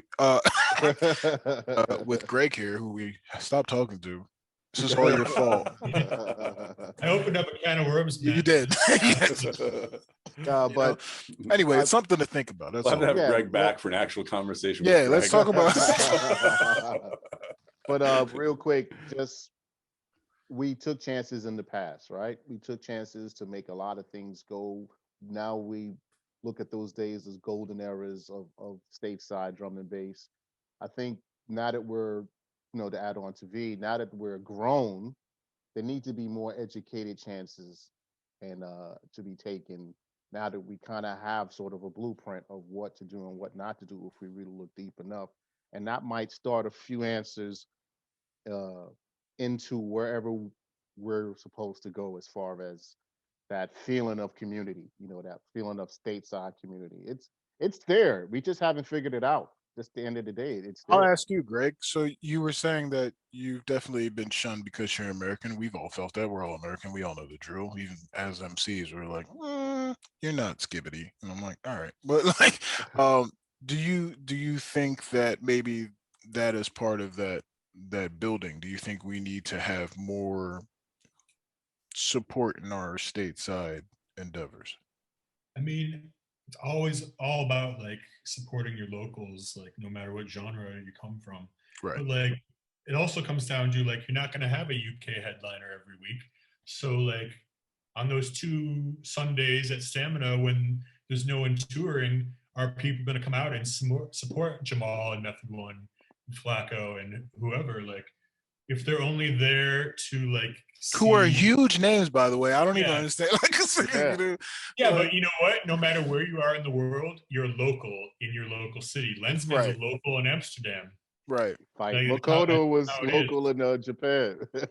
So yeah. Yeah, Meth Use is a local in In Vienna. Like Austria, yeah, that's how Vienna. it is, man. Wow. Like your local crowd is never going to give you as much love as wherever you're on tour. It Man, comes back around. Is the best way to say it. no, It I comes, think yeah. every established artist tells the young artist, like, fam, like, Yeah, stop worrying about what's happening in your city. They will love you no matter what. Like, That's worry, right. you know what I mean? Like, I you'll, think in America there's just some like rock star promoters that are like literally holding their scenes like on their shoulders, and some of it's down to luck. Like Stamina has Yes. some luck on its side. It's a free Sunday.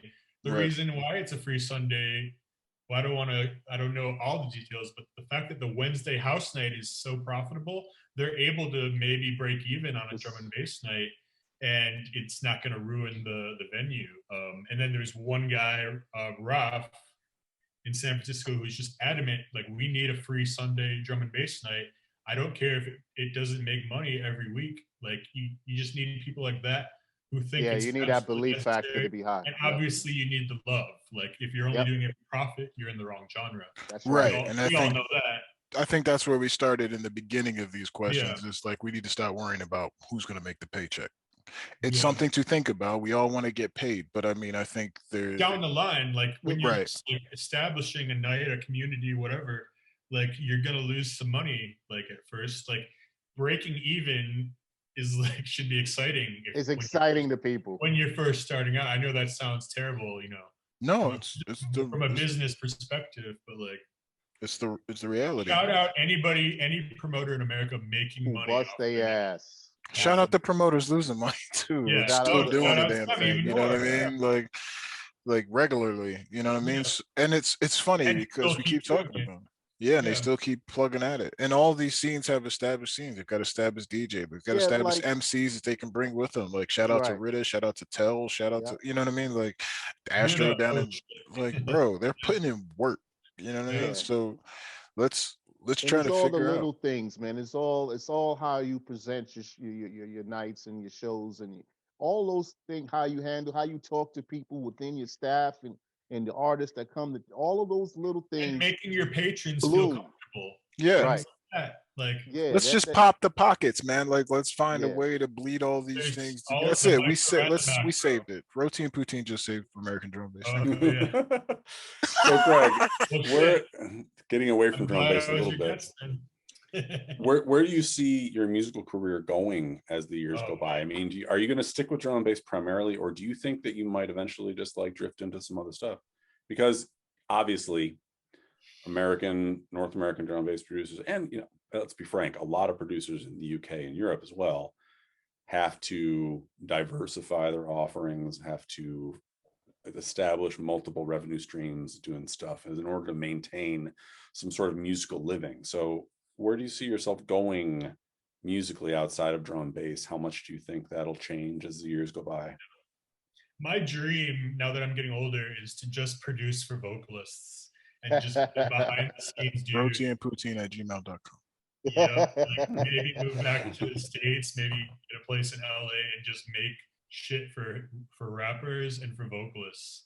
Like there's so much shit popping off in LA right now that I'm loving. Like Yeah. LA it is would the be a epicenter, dream man. for me to work with some like if I could like work for Anderson Atlanta Paak or as well. something and just be a behind the scenes guy, I would die Don't happy. be Like mad I at said me. earlier, Don't be I'm never mad. gonna hire the Submorphics drum and bass thing because like I don't feel that my love will ever die completely. Like it's gonna like go up and down because There's some lyricists down here in Atlanta now too. Not now. I can see everybody like there was always lyricists here. Yes, absolutely. But like that specific sound is popping here in the A too, man. So Yeah.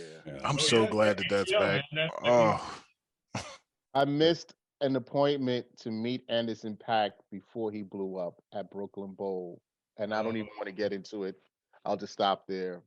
But it was literally like some shit. Yo, just come through, boom, boom, boom, and I don't want to get into it. We'll stop right there. So when you said Anderson .Paak and where he's at right now, he's a superhero at this point. He's a dude I would just like to pick his Right. brain for a while, just because Yeah. he's creative on multiple levels. You know, any lyricists that happen to also do a bunch of other shit, like pretty awesome.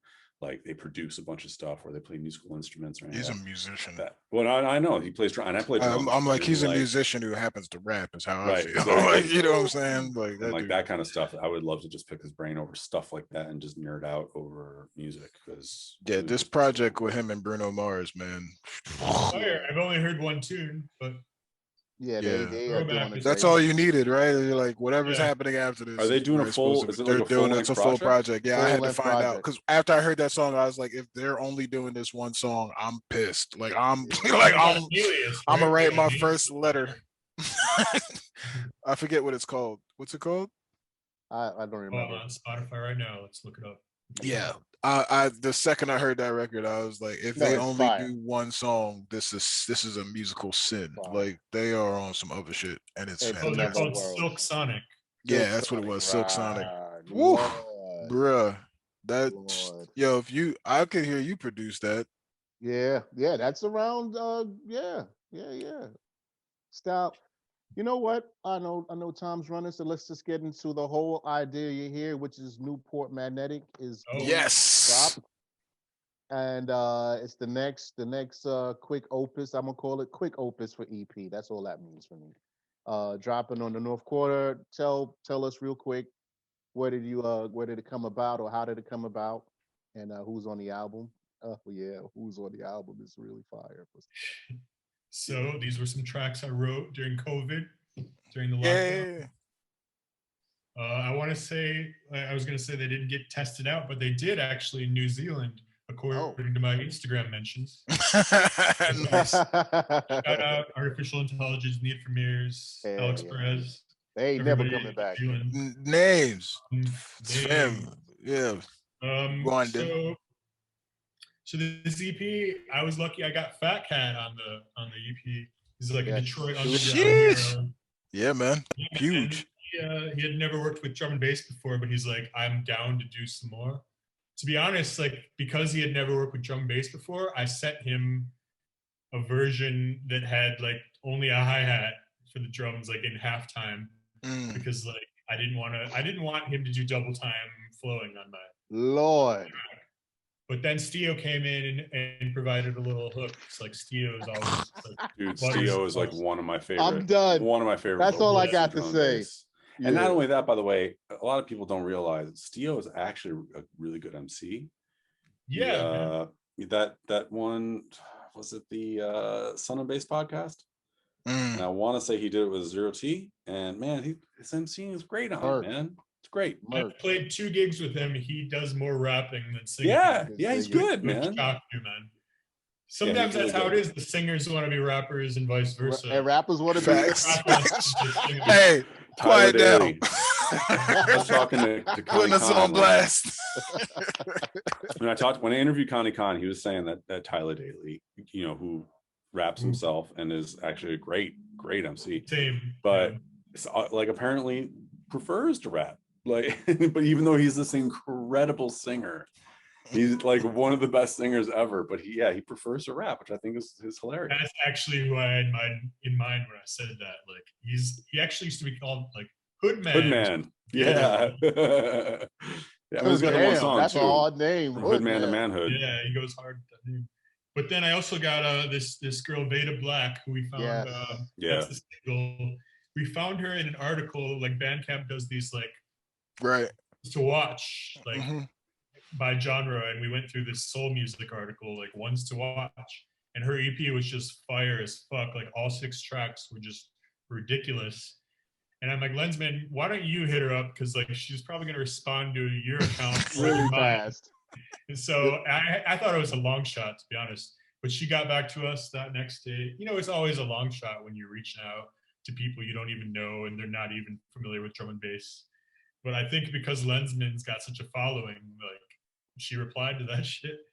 And then she heard the two, she listened to my Spotify and she's like, she could relate to the music, even though I don't know if she's like a raver or anything like that, but she could relate to the chords and the vibes. And so luckily she said yes, man. And like that tune is like a career highlight for me, man. Crazy.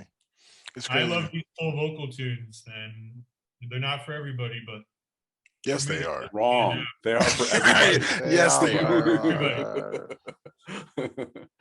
And then we also got the OG Ross Tweed, who used to Ross Tweed. Oh, Shout out to nice. Ross Tweed. he's like an older guy. I don't want to put him on blast. I don't know how old he is, but definitely the oldest person I've ever worked with. I mean, most of his And he's records just are got like this sound in his knowledgeable. voice like he's been smoking for like 45 Yeah, pretty much. Yeah, he's And got he's all got this knowledge. raspiness. He drops on He records. used to on work that. with Intellects back in the day, and it like I think Elside introduced me to him, and I just had him in mind for years. I forgot about him because he's not that prolific. Right. But like I was just like going through my friends on Facebook. I'm like, oh, it looks like I'm friends with this dude. Let's just hit him up. And he was really responsive. But I think in COVID, a lot of people are open to like random collaborations because like we all just got so much free time. We got a little extra. Man, the amount of people that hit COVID and were like, I feel like doing something different. Yeah, You know, it was just like, I don't know if I would have What are we been able to doing? get back at it if it weren't for COVID. Like, I think don't you know. still would have. But yeah, I feel you. maybe. Well, thanks. I don't know, but it's just dope getting people from outside the scene, man. 'cause, like, Absolutely. Yeah, absolutely. And Detroit is a pool, though. Let's be honest. It is. Detroit, Yeah. ghetto, all the different genres that bloom and blossom from commercial to underground. I don't see why anybody Dilla's records, even when he like took samples, he didn't just take the basic part. He went somewhere deeper and took that and turned it into something else. Chopped So it up and everybody's on flipped it, another wavelength when it comes to music out in Detroit in general. So I'm honestly, I remember when you told me the first time that Fat Cat was involved, my eyes opened up like, word, what is he going to do? And then I heard the track and I was like, yo, it's on. It's on, it's on, it's on. And so a big salute, sir. It's dropping tomorrow. Well, Tomorrow. we're Just gonna act tomorrow. like it's tomorrow. No, it's dropping tomorrow. Oh, it's dropping Friday. tomorrow. Okay, all right. Tomorrow. Friday. Tomorrow. Suspension of April disbelief. 9th. Yeah, and It's the dropping Friday, but I got Yes. premieres all week. I got to be promoting this bitch all week, apparently. yeah. What else do I Yeah. got to do in my life? As far the as vinyl looks the nice, world is man. concerned, I just got my vaccine today. Oh, congrats! It won't. It's technically Thursday, but we're How pre-recording, you so feeling? it'll be there. You feeling a little fever? Well, I technically I was playing with the whole time thing. Yeah. I get it Thursday when the show goes. He's already live. feeling Oh, the okay. injection. So I was making a a joke. little early. I did get my first shot. I feel great. It makes me a little tired. I'm not gonna lie. I'm a little sleepy more than I normally would be. But You got like other a than that, rash anywhere weird and awkward? no, nothing strange like that. No. And I'll report obviously when the show goes live on how I feel with my second shot. I'm not gonna lie about it. But I'm very excited. So that's cool. But anyway, Big up. screw my vaccine. Your album comes out tomorrow, Friday, April 9th. Oh yeah. Available everywhere. And you And excited? back to the EP, because there's 3 sort of full-on vocal tunes. I did put on 3 that had no vocal at all, and Mhm. that's dope too. And some people prefer those tunes. Quite honestly, I prefer the vocal tunes. Well, you gave him Beth Bush But Worlds. Tracks yeah. equally on one of the records, but you won't know which one. track provided a little bit of ad lib, and he actually killed it. Everybody can recognize that it's him. 'cause Oh, he's got come that on, famous man. ass voice. I was gonna say you're like, no one's gonna know. I'm like, I'm pretty sure. No, there's no avoiding that. Let's be like if I went sheesh and everyone went, who was that? Ooh,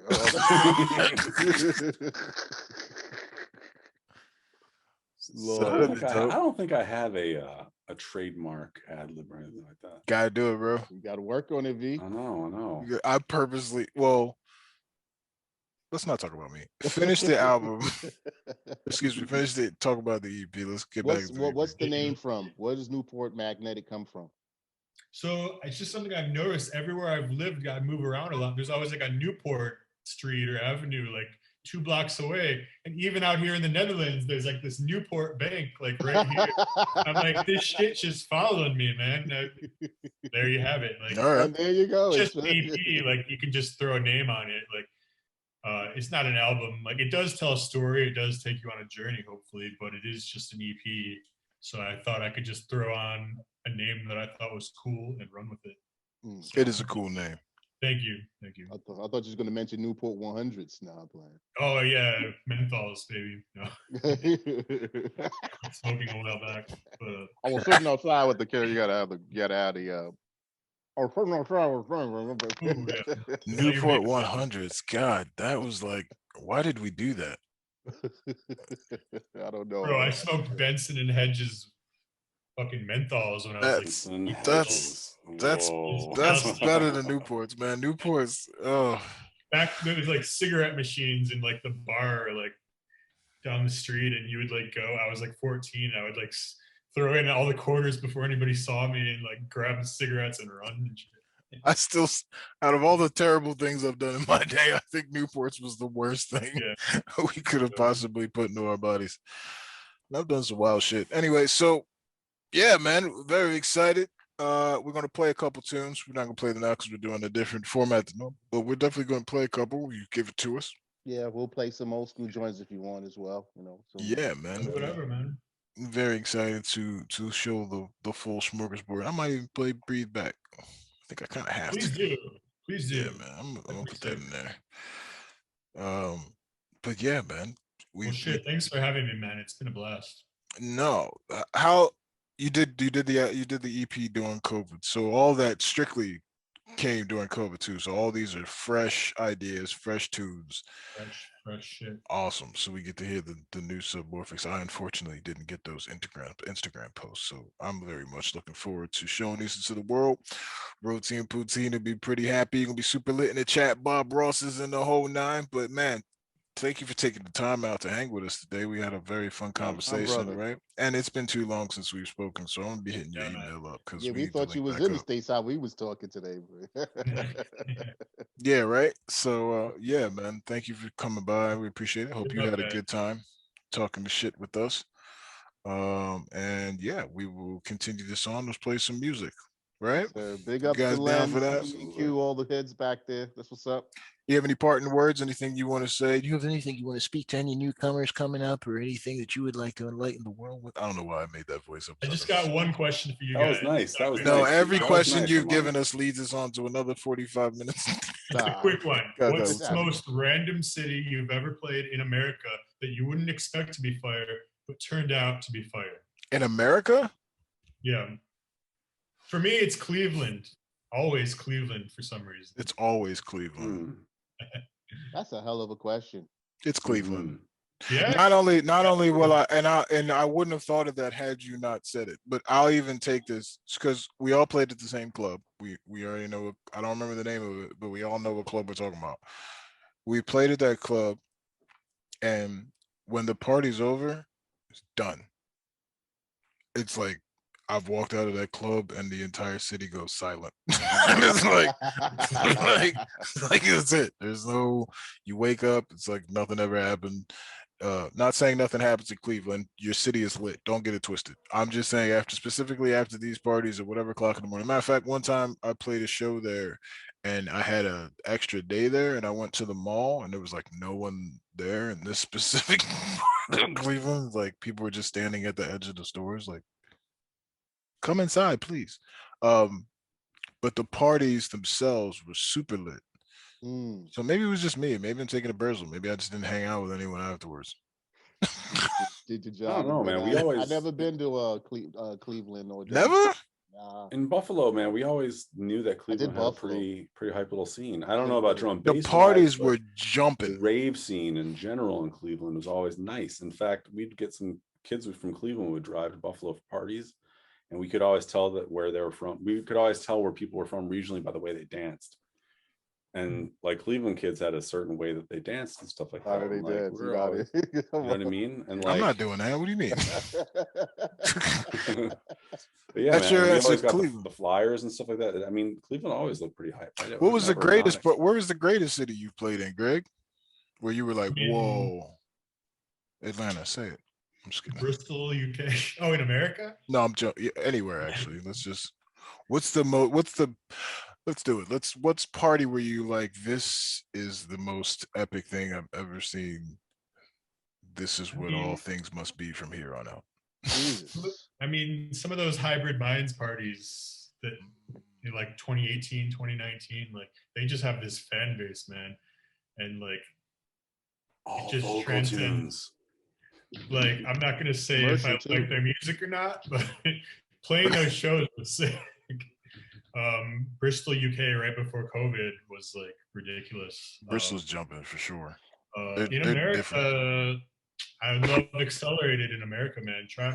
Shout out.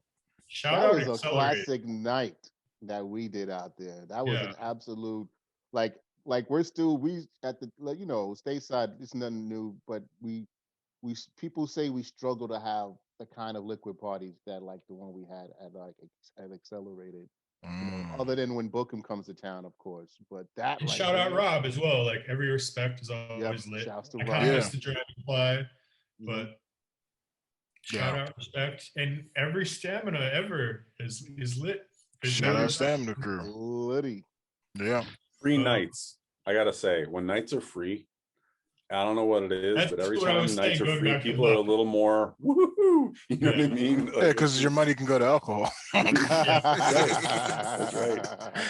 What about you guys? What was your most lit party ever? Like the track we know at Sun and Base for you. Valiant. Toronto. Still. Toronto is wild. I mean, I don't know what it was, but like the night there was this one party that I played, and I can't even remember who else was playing that night, but it was, people were just like, and then honestly, I have to say, man, I have played a couple of very, very hype parties in Buffalo. Like, they were just off the chain, man. They were off the chain. I played Buffalo with LTJ Bookham with a broken arm, and it was like one of the greatest nights ever.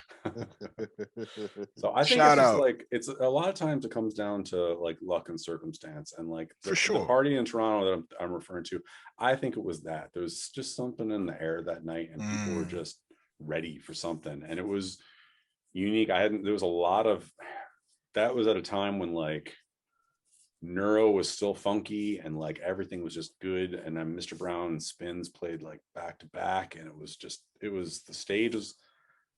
the stage was like kind of high but not too high, and everything was just like just right, you know what I mean? And the room was like, it was set up like a rectangle but like width wise, so you didn't have the problem of like going back too far. You know, whenever I see pictures of Printworks, I'm always just like, man, how do the people in the back stand that shit? They're like way back. And then there was like a couple parties in Rochester, strangely, that were kind of actually when we played a couple dates with Bookham in Rochester on 2 different tours actually, and they were always like great. They were fantastic. Yeah, just like cool magic, man. But for sure. All right. Good times. Sorry, tangent there. I just wanted. No, it's good. It's good. Just ask another question. We'll go for another 2 hours. No. Hey, man, we love talking to you. Actually, we need to have you back. We need to have you back on. We appreciate you swinging through here to promote your EP. It comes out tomorrow. It's gonna be super fire. Newport Magnetic. So everybody, run out and grab that. We are here with the wonderful, super talented Greg Submorphics to you. Don't get chippy. And like, Mr. Greg, you want to be called Submorphics? No, don't call me Greg unless you know me. Facts. That's what I say. If you don't know Greg, if you don't know if you don't know David, you can't talk to David. You can speak to Armani Ring. Anyway, also I can't do that. I can't even. It wasn't supposed to be my rap name. Everyone calls me Armani. That's just. I know. I'm just saying. Like, I don't have that luxury. Yeah, it's fine. Anyway, his name's my name. His name is his name. Newport Magnetic comes out tomorrow. The super dope Submorphics. Thank you so much for coming through. Thank you guys. And I'll Many talk to you blessings. soon, all right? Yes, sir.